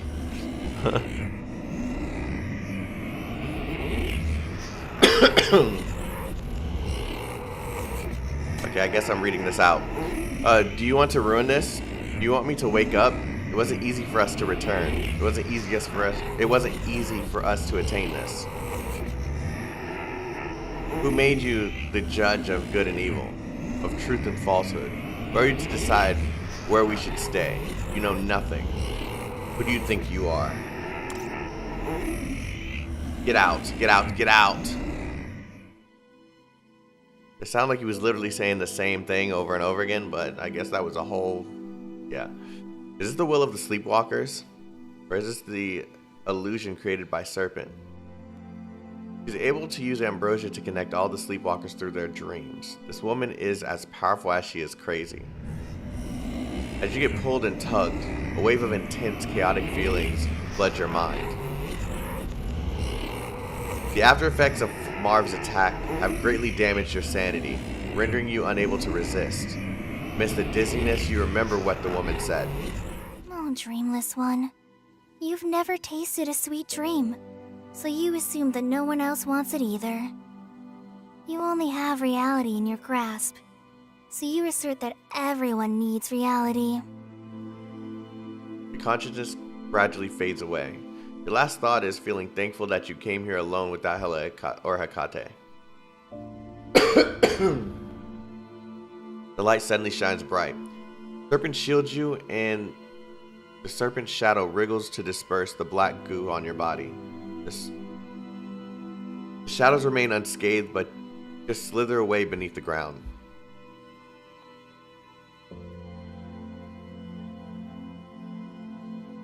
Oops. Looks like they're being cranky for being woken up. The ones you're trying to rescue seem to like their dreams more than I do.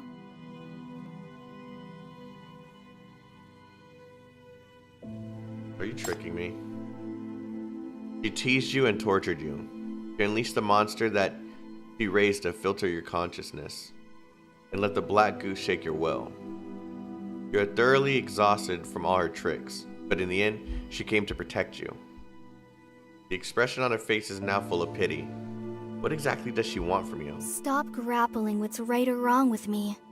Reality isn't that important. It's not worth risking your life for. Oh, she's been hurt.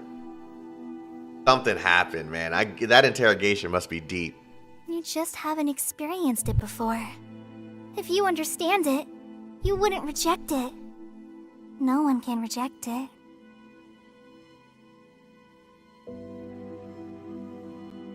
She stands up. A huge picture frame slowly appears on the empty stage. It's the same one you dove into to catch her. You reach the innermost depths of Serpent's realm through it. Now, warm specks of light begin to shimmer in the pitch black frame.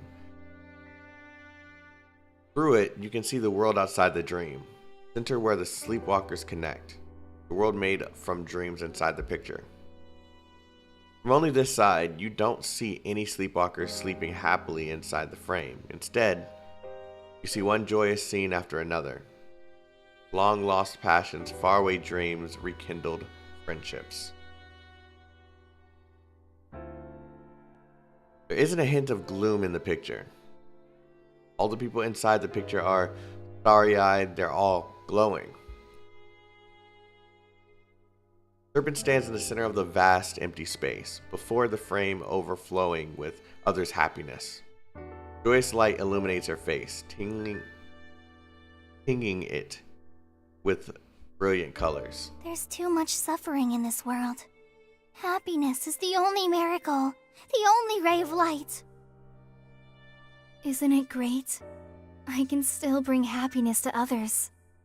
Seeing them happy brings a little bit of warmth to my heart. This picture is my last joy. I hope you can join this picture too. Or at least don't ruin it. Under the ethereal light, tiny cracks form on her skin. Other voices start echoing faintly from the dark void behind her. Laugh. If you don't laugh, how will you make us laugh? Not enough. That's not enough. We want more. More thrills. More intensity. Joy. Give me joy. I only want joy. I want all the happiness there is. What is the price of such happiness? Serpent notices the creeping darkness and smiles contemptibly. She flicks away the darkness behind her and takes your hand. The sly luster in her voice has been replaced by hurt sincerity. And whether you like it or not, you don't have the strength to shake off her grasp. Don't force everyone to go back to reality. Don't ruin these joyful scenes. If you can ensure not to harm those in the real world. If you're so worried about them, why don't I bring them in here right now? Did you ever consider they might not want to? That's because they haven't experienced the sweet dreams I can give them. Can illusory dreams really satisfy everyone? Yes. What ambrosia brings to everyone is flawless joy. A true paradise. Too bad you can't experience it. But that's okay. What ambrosia can't give you, I will. If you fear waking up to pain and suffering, I can give never-ending dreams. If you worry about someone getting hurt in the real world, I can bring everyone here. Ah, man. Come on, dude. Stay here and embrace me. I will give you happiness here.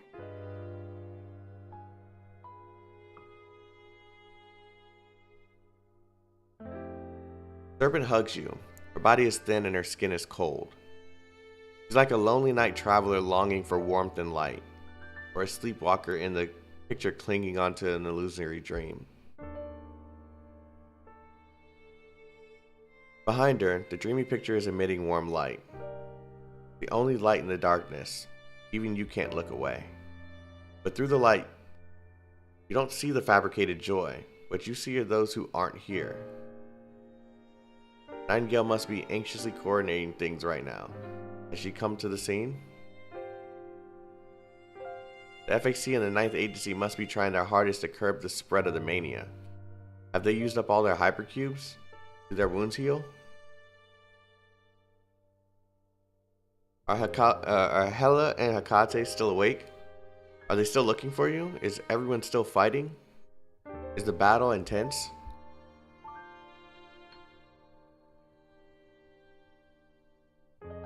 It's time to stop, Serpent. I don't know you well, so I have no right to negate your choice. Maybe one day I'll be unable to bear the pain and seek the comfort of your sweet dreams. But stop allowing ambrosia to contaminate and destroy the world on the other side. Don't make us stand against you. The real world is tough, but not everyone hates it as much as you do. Maybe there are still people who cherish it and want to return. Don't block their way. Everything is as I've planned. That was like perfect timing for her to say that.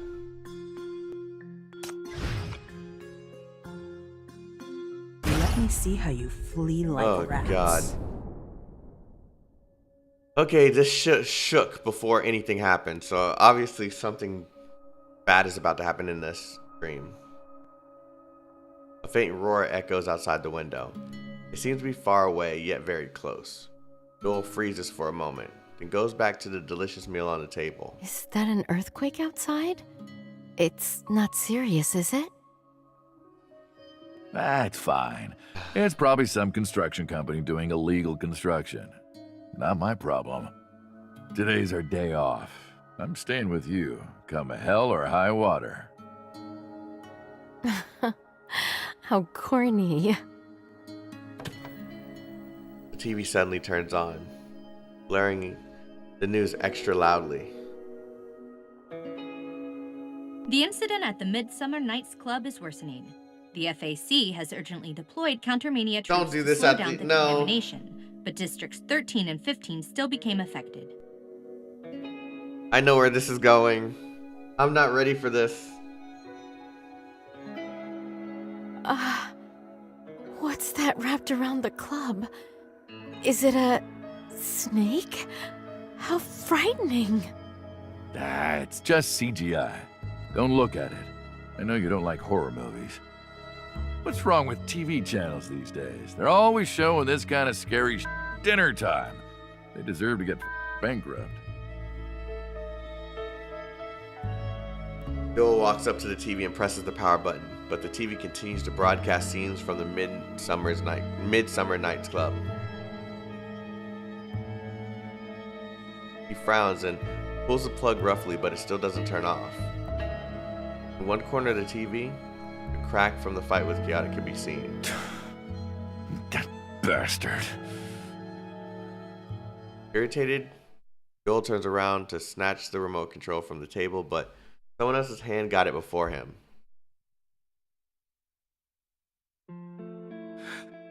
Nasha.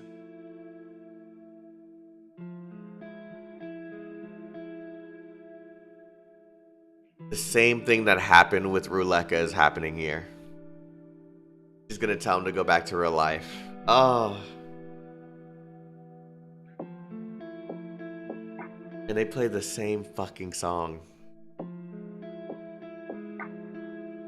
Is that really just CGI?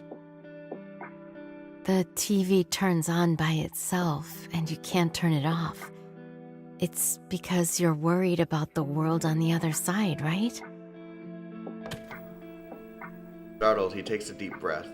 Takes the remote control from her with trembling hands, shuts off the TV. The screen turns pitch black, leaving behind only the cobweb cracks from his outburst, which remain no matter what. No, I'm not going there. This is where I care about.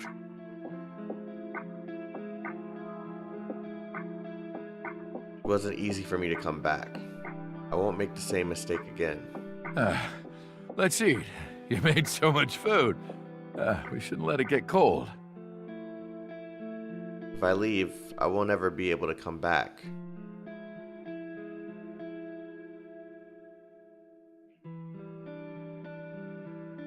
I won't ever be able...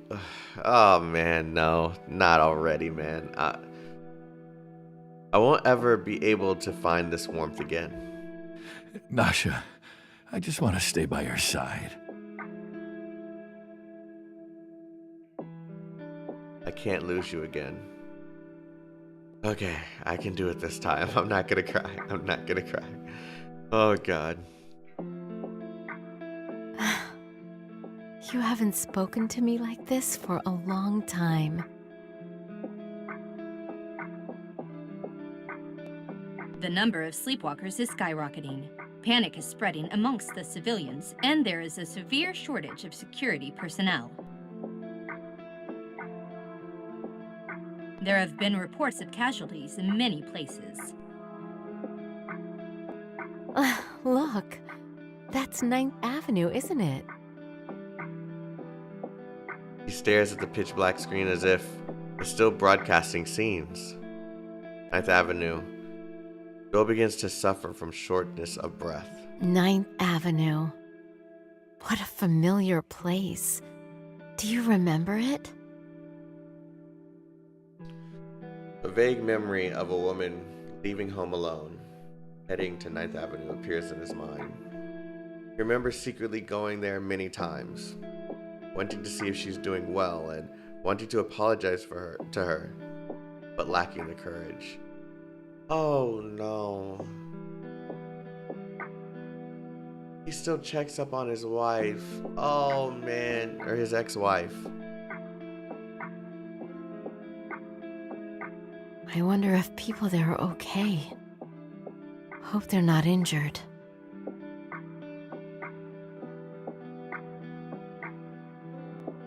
If I had to face that kind of thing alone, I'd be really scared. Good thing I have you. Doyle? Are you leaving?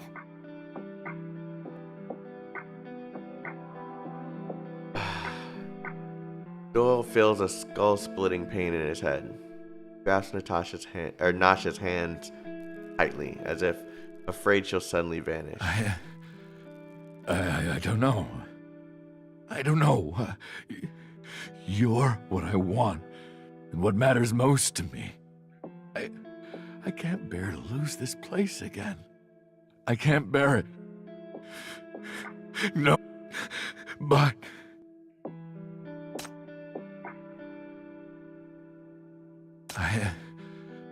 I don't know. I don't know. You're what I want, and what matters most to me. I can't bear to lose this place again. I can't bear it. No.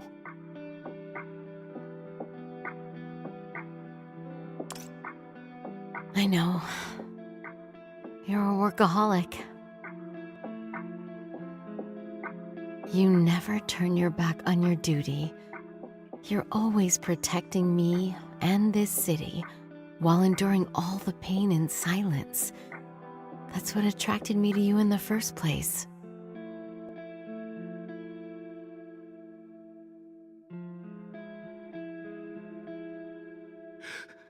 Nasha.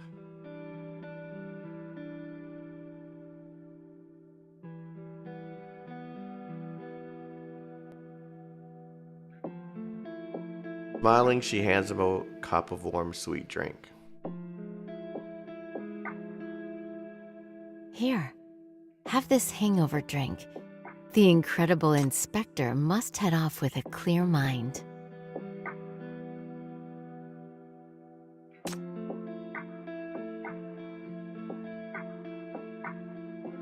Go, and don't worry.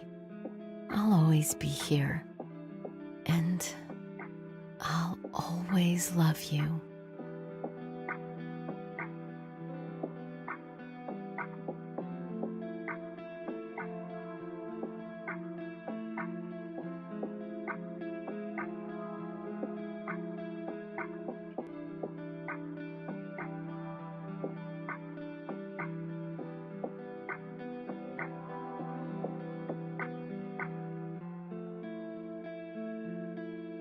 Those words shake Doyle's whole body and mind like thunder. He wants to hug the woman in front of him and bawl his eyes out.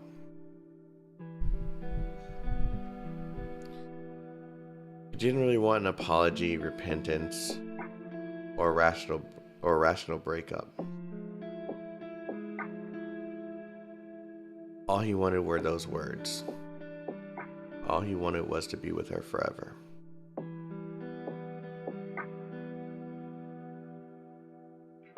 Her disheartened departure made him realize this.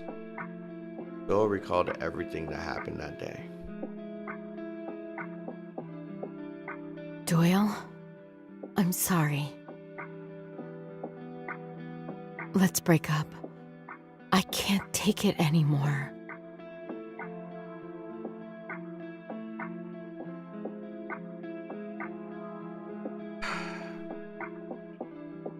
He remembered that he failed to catch a criminal that day. Once again, he missed dinner and worked overtime till dawn. When he lost his temper and smashed the TV in front of Nasha, her eyes went completely dark. There's no such thing as a perfect wife who will be tolerant and understanding forever. Real Nasha is an ordinary person just like him. Faces all sorts of pressure, gets hurt and scared, feels pain and loneliness. The real world doesn't have that much joy. Face it together. They must put trust in each other's love, but he hasn't professed it for a long time. Why are you crying? There. I'm here. I'll always be here.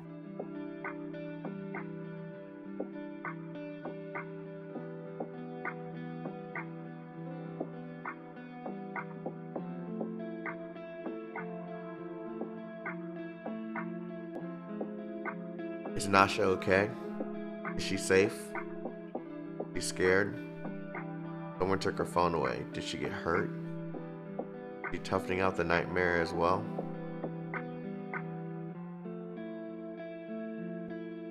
The door opens, leading to boundless darkness, to a reality that Doyle cannot face, and to where she really lives. Doyle once swore that her happiness mattered more than anything. Go now. I'll make you something yummy again when you're back.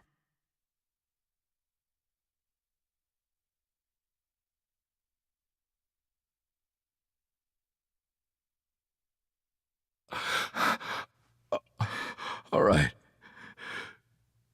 I'm leaving.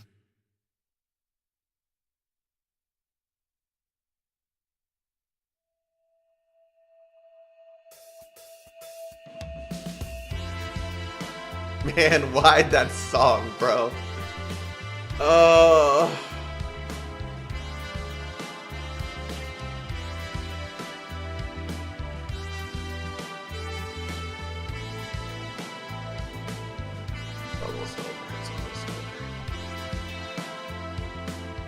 After this, life will probably become miserable again. But there's nothing to regret about. Doyle takes the hangover drink, gulps it down in one go, then leans over to hug his wife with all his strength. The warm, soft, nostalgic taste, something like a sweet dream. There'll be no more opportunities like this after going back. He can finally say what he needs to. I love you.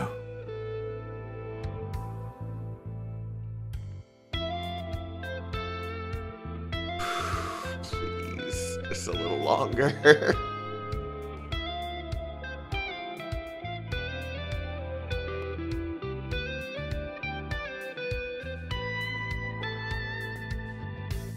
The door closes, and the little world behind it instantly dissolves into countless bubbles.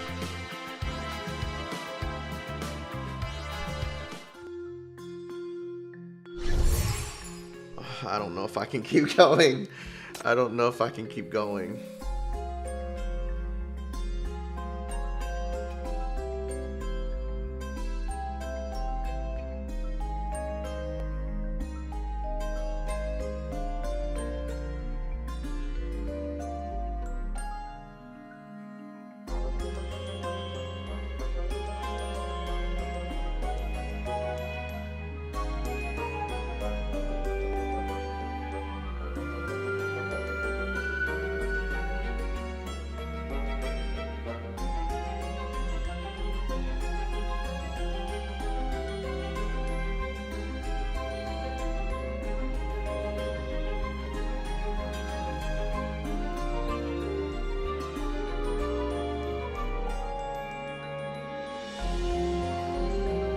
I'm good.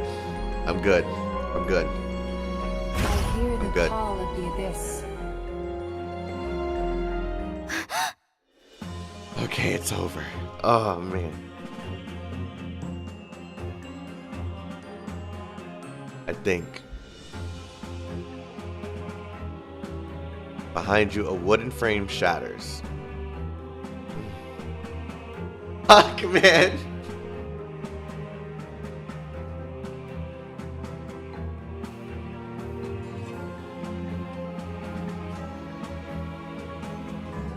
Behind you, a wooden frame suddenly shatters. The coarse hand grasps the wooden frame, and a pitch-black figure struggles desperately to get out. Doyle? He roars and struggles with all his might to escape the dream. The squirming hand that broke free from the beautiful dream keeps oozing out the black goo of misery. It's you! Serpent leaves you and rushes towards the frame, trying to stop him from leaving. Go back! Don't force yourself! You're expelling pain! Leaving this sweet dream gives you pain! Reality gives you so much pain! Doyle doesn't answer. He roars mournfully and grabs tightly onto Serpent as he tries to break free from the frame. Half of his body is already out, and the whole frame begins to spew out black goo. The black goo pierces Serpent's body. She looks like she's in pain, but doesn't let go, nor does she attack the out-of-control sleepwalker. Why? Stop! Go back! Don't come out! You'll only be happy if you stay! I tried so hard to give you happiness! Don't you want to see Nasha? The mention of this name triggers a hysterical roar from Doyle as he struggles to feverishly get out. A few more picture frames tremble as others try to break the boundary between dream and reality to get out. I don't understand. What did I miss? What's missing from the dream? The things that are not happy are missing. There are many things in the real world that people won't easily let go of. There will always be those who cherish things other than happiness. You say that I have no right to force others to abandon their dreams and to return to reality. But the same goes for you. You have no right to decide for them. You have no right to destroy reality and imprison everyone in their dreams. You're trying to sway me this time? You sly fox. You're trying to repeat your old tricks and shake my will to change the rules of this realm? You can't fool me. You haven't experienced that kind of joy, nor have you experienced the darkest of nights. You have no idea how precious it is! A ray of blue light flashes before you and slices off the hair in front of you, in front of your forehead. Serpent is showing anger for the first time, but even so, she doesn't do anything to the people in her frames. I'm not swaying you. Your opponent is Doyle, and everyone else whom you've force-fed happiness and robbed of freedom. Go fight against them. My opponent is over there. Force yourself up and focus your mind to face the monster creeping in the dark. Marv, the source of ambrosia and all the mutations. Are you thinking of... No! Get out! He immediately realizes your intentions. The realm of dreams twists and pushes towards you as she shrieks. She wants to expel you from her realm. Your innards start to burn, but you can't stop. You yell at the writhing monster. Marv, come to me. You shout loudly at the monster in the dark, beckoning and provoking it. Even if it can't understand your human words, you must attract its attention so that it will target you as its prey. Finally, it starts to squirm with a mad glimmer in its eyes. This monster is spliced from all sorts of debris, and the radiant spiritual contamination gluing it together turns out to be ambrosia. Marv! Stay away from her! Back down! But the monster's desire for you overturns Serpent's commands. The two sets of willpower constructing this dream clash with each other, tearing the world apart. Your shackles are back. You fight it even though it frightens and disgusts you. People must always face some undesirable things to get what they want. Plus, you won't lose.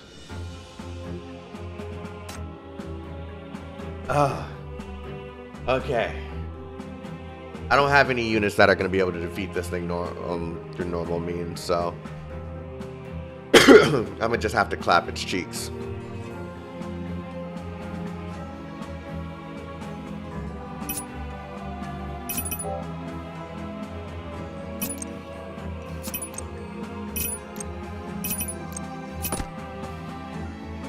Oh, try to keep up with me, you guys. Today's performance is about to start. Get ready to laugh your head off. I'm here. Execution time.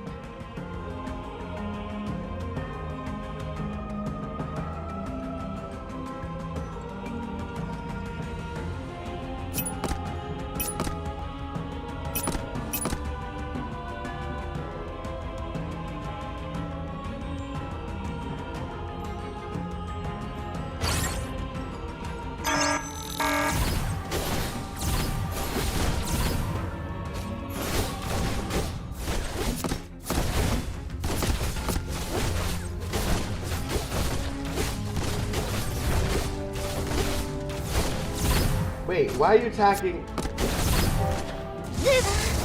Why are you attacking her? I feel happy. What?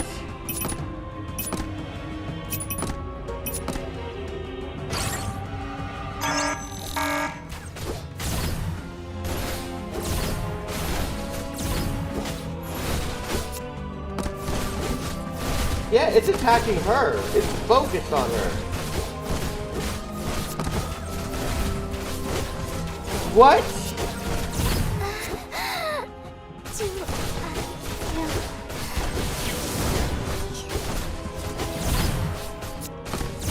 Death is your only destination. Time to die. Can you stop? You forced me to do this! You are all done for. Somebody will carry. What is going on? What? Good job. Why was it targeting her so hard?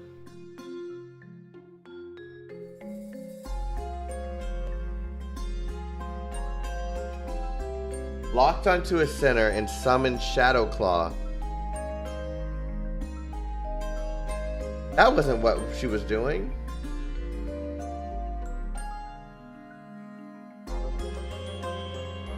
With the lowest HP to deal that's what it was. Shadow. When there are no centers near the fear core, shadow balls are shot at the center with the lowest HP. Okay. You're a bitch. You're a bitch. You literally Let me see how you flee like rats. target the weakest one.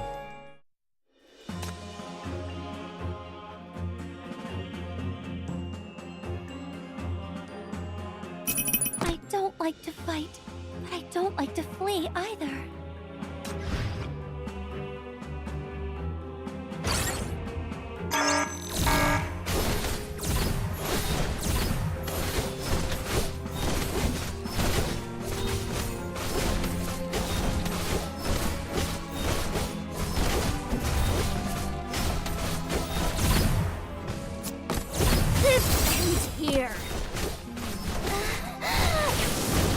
There's no way I'm gonna be able to help make her survive. Destination.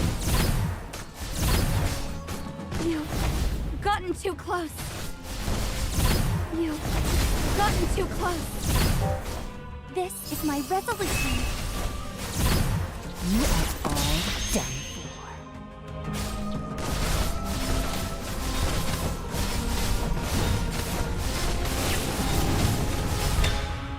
Yeah, I just have to have someone that's a little bit more tanky. Thank you for making me. That's irritating. That's really irritating. I can defeat it. It's not strong. It's just, it's going after a weak unit and killing it immediately. Alright, so I'm gonna just have to use someone else.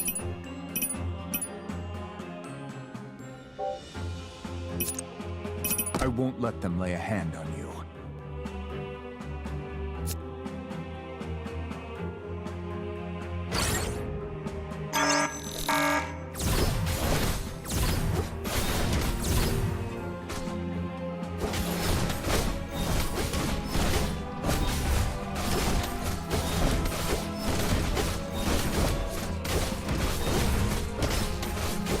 As long as someone's in that area, it won't shoot at someone who's weak. Death is your only destination. You've gotten too close. Time to die. You are all done.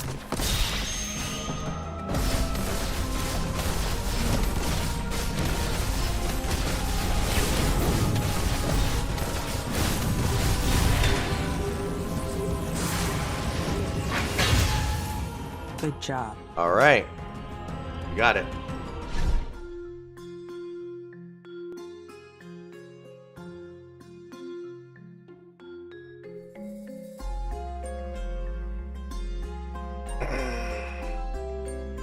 Guys, follow the rules. No backseating. I don't need to do any specific thing to win. I just gotta figure it out myself. So let me figure it out myself. Thank you.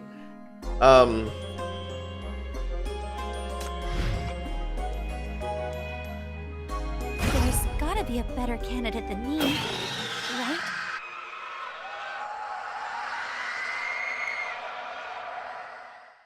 Marv utters a final shriek as its body withers away. The ambrosia flowing out in the space quickly dries up, and the sweet aroma vanishes.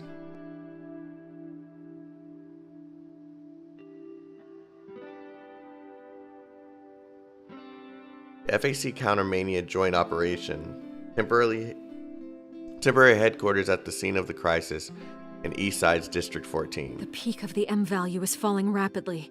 The scope of mania contamination has shrunk, and some of the sleepwalkers have regained consciousness. Alert the whole task force to seize this opportunity and counterattack.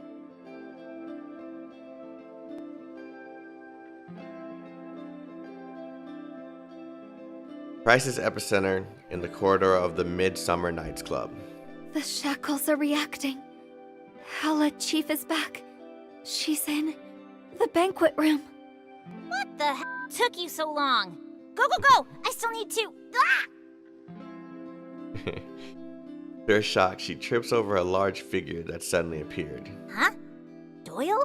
How come you're here? Get up!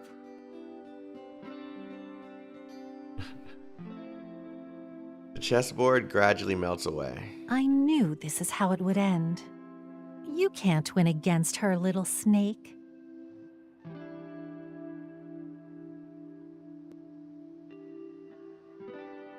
The colors of the radiant stage fade slowly at the center of the dream. Some resist sorrowfully, clutching onto the withered and broken wooden frames, reluctant to leave their dreams. Others break free from the wooden frames, roaring, rushing through the cracks, and disappearing into the light. You've won. The epic battle has sapped you of all your energy. Your tightly wounded nerves finally relax a bit, and you collapse to the ground, unable to move. Even after being suppressed for so many years, the monster Marv is far stronger and stranger than you had imagined. He's different from the other corruptors. You've no time to ponder. The woman who once commanded Marv as her servant saunters to your side, clutching the empty bottle of dreams. She looks down at you, but you are unable to see her expression clearly. I didn't expect it to end like this. You crashed my performance, ruined the sweet dreams, and drove everyone back to the miserable real world. You used all your might to destroy my last shred of joy. She kneels down, pressing your cheek with her cold hand. A dark little snake slithers from her arm onto you and chokes you. Now you can feel her power. The powerful icy force, manic and out of control. Going to kill me? Doesn't respond, nor does she move. After a long time, icy droplets splash onto your face. One drop, two drops. It's her tears. How could I hurt you all? I wanted to give happiness to all of you. Is she If I could heal bipolar? your pain, make you happy, and bring you into a beautiful dream, even just once, you would definitely choose me. If only you would choose me.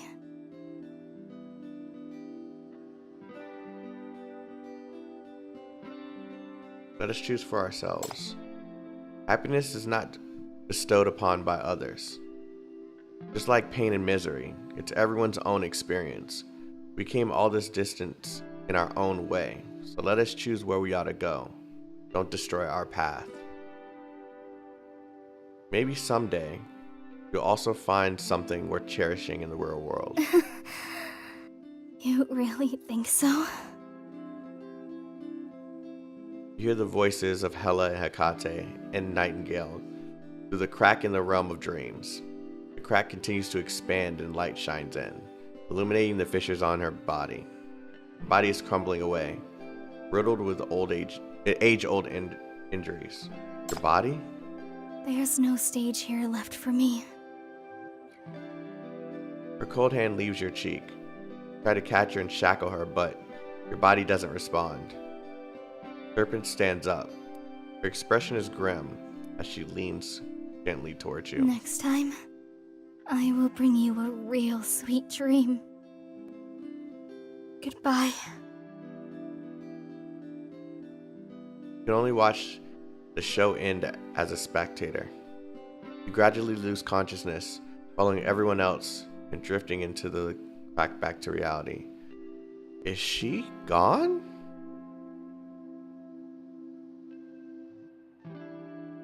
Only the performer of dreams remains behind, disappearing alongside the bubble-like stage.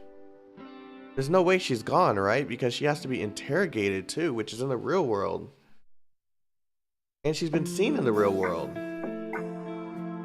The disturbance at the Midnight nightclub has ended and the sleepwalkers have woken up gradually.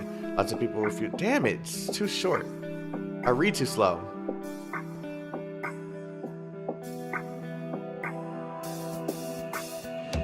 Yeah, I couldn't even read that in my head fast enough.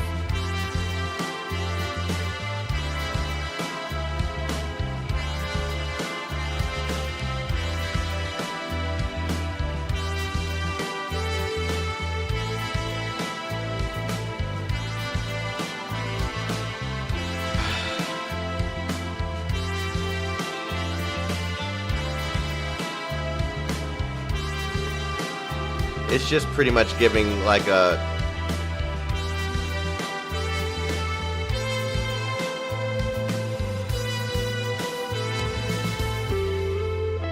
It's explaining the events afterwards.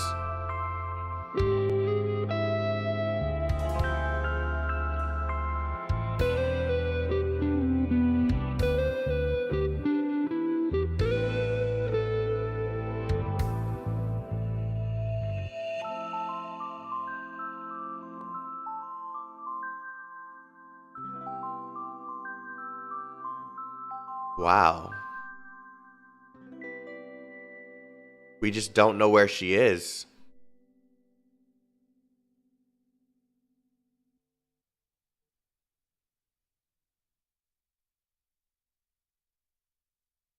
Wow.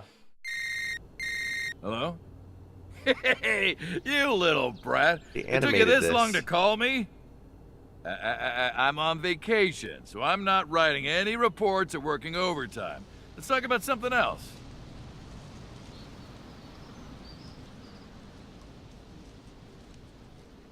When are you coming to the east side again? Whether you're here for work or fun, stop by the house for dinner.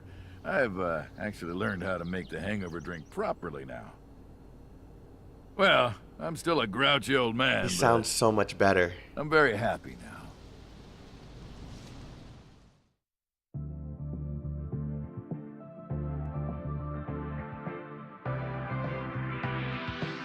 Show has ended. Whether you stay or not, I wish you sweet and happy dreams tonight.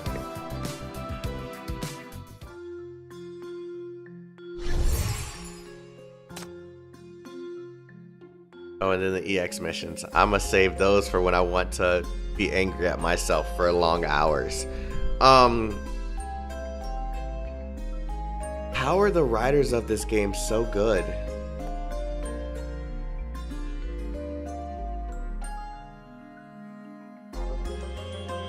How do they do this? This game is such a fucking masterpiece, bro. Like this game is a masterpiece. This game is like one of a kind.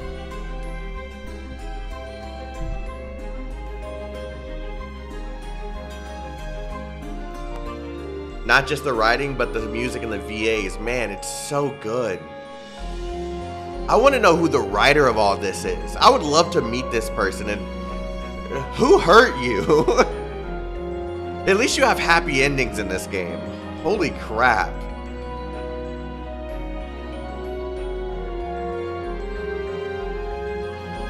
Oh my god.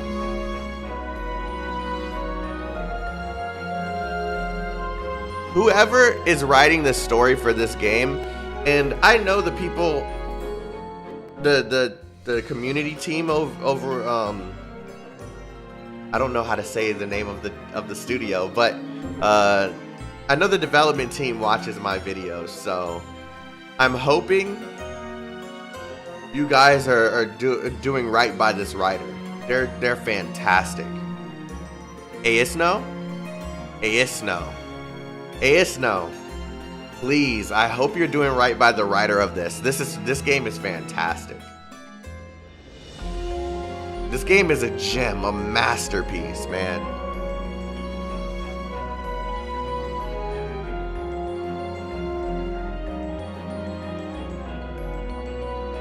What did you all think of the story?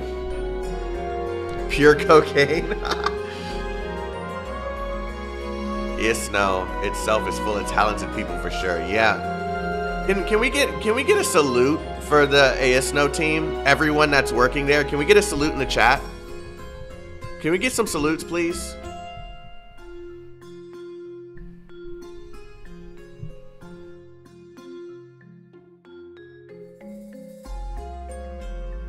And if you're on Billy watching this, I'm hoping in the comment section you guys show your appreciation to this team. They do fantastic work. And if you guys are watching this, thank you for creating such an incredible game. Man. This event is way better than the first one for sure. Oh, for sure. The first one was good, but this one's like so much better. I like how they pieced it out. Isn't it a Chinese company? Yeah, most of these gacha games are Chinese companies, but that's irrelevant, man. They still do good work over there. They do great work. All right, chat. Oh, they're a Korean company. They're a Korean company? Nah, they're based in China. Hey, it's no.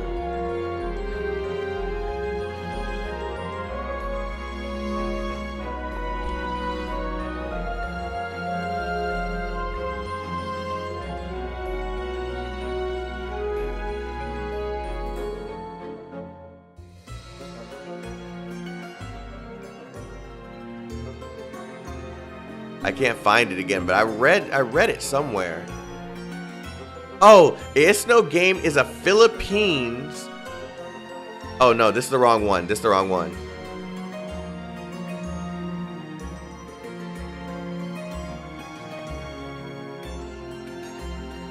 Yeah, I don't know. I can't find it.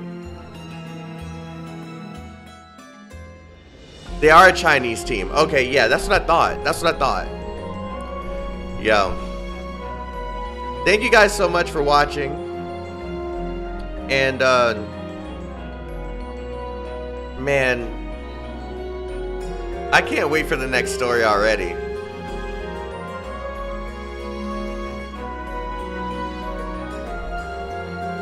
Who can speak English and let the anchor do gacha reviews? What?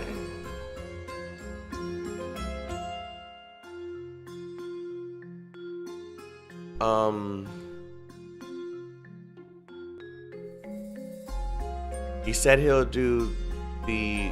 Oh, you're talking about the You're talking about the inspection or the investigation. I'll do the investigation next time. Translate that if you can for me, so they can read that. Thank you guys so much. I appreciate you guys both on the Chinese side and here on YouTube. I can't wait for more of this story, man, because this game is fantastic. I love this game, man, and I hope you guys enjoyed every bit of it along with me. And to maybe Saturday or Sunday I will do both. According to the crystal. Let me find out what's actually interrogations. I'll do both interrogations on Saturday or Sunday, and we can just talk about the game and just enjoy it together. But thank you guys so much. I'm gonna go ahead and end here. We've almost crossed 3 hours, 2 hours and 45 minutes. So I'll see you all again soon. Stay healthy, stay safe, stay chaotic. I love you guys. I'm gonna go make some tea and possibly take some medicine. And I will see you all again soon. Take care, everyone. Peace out, everyone. Love you guys.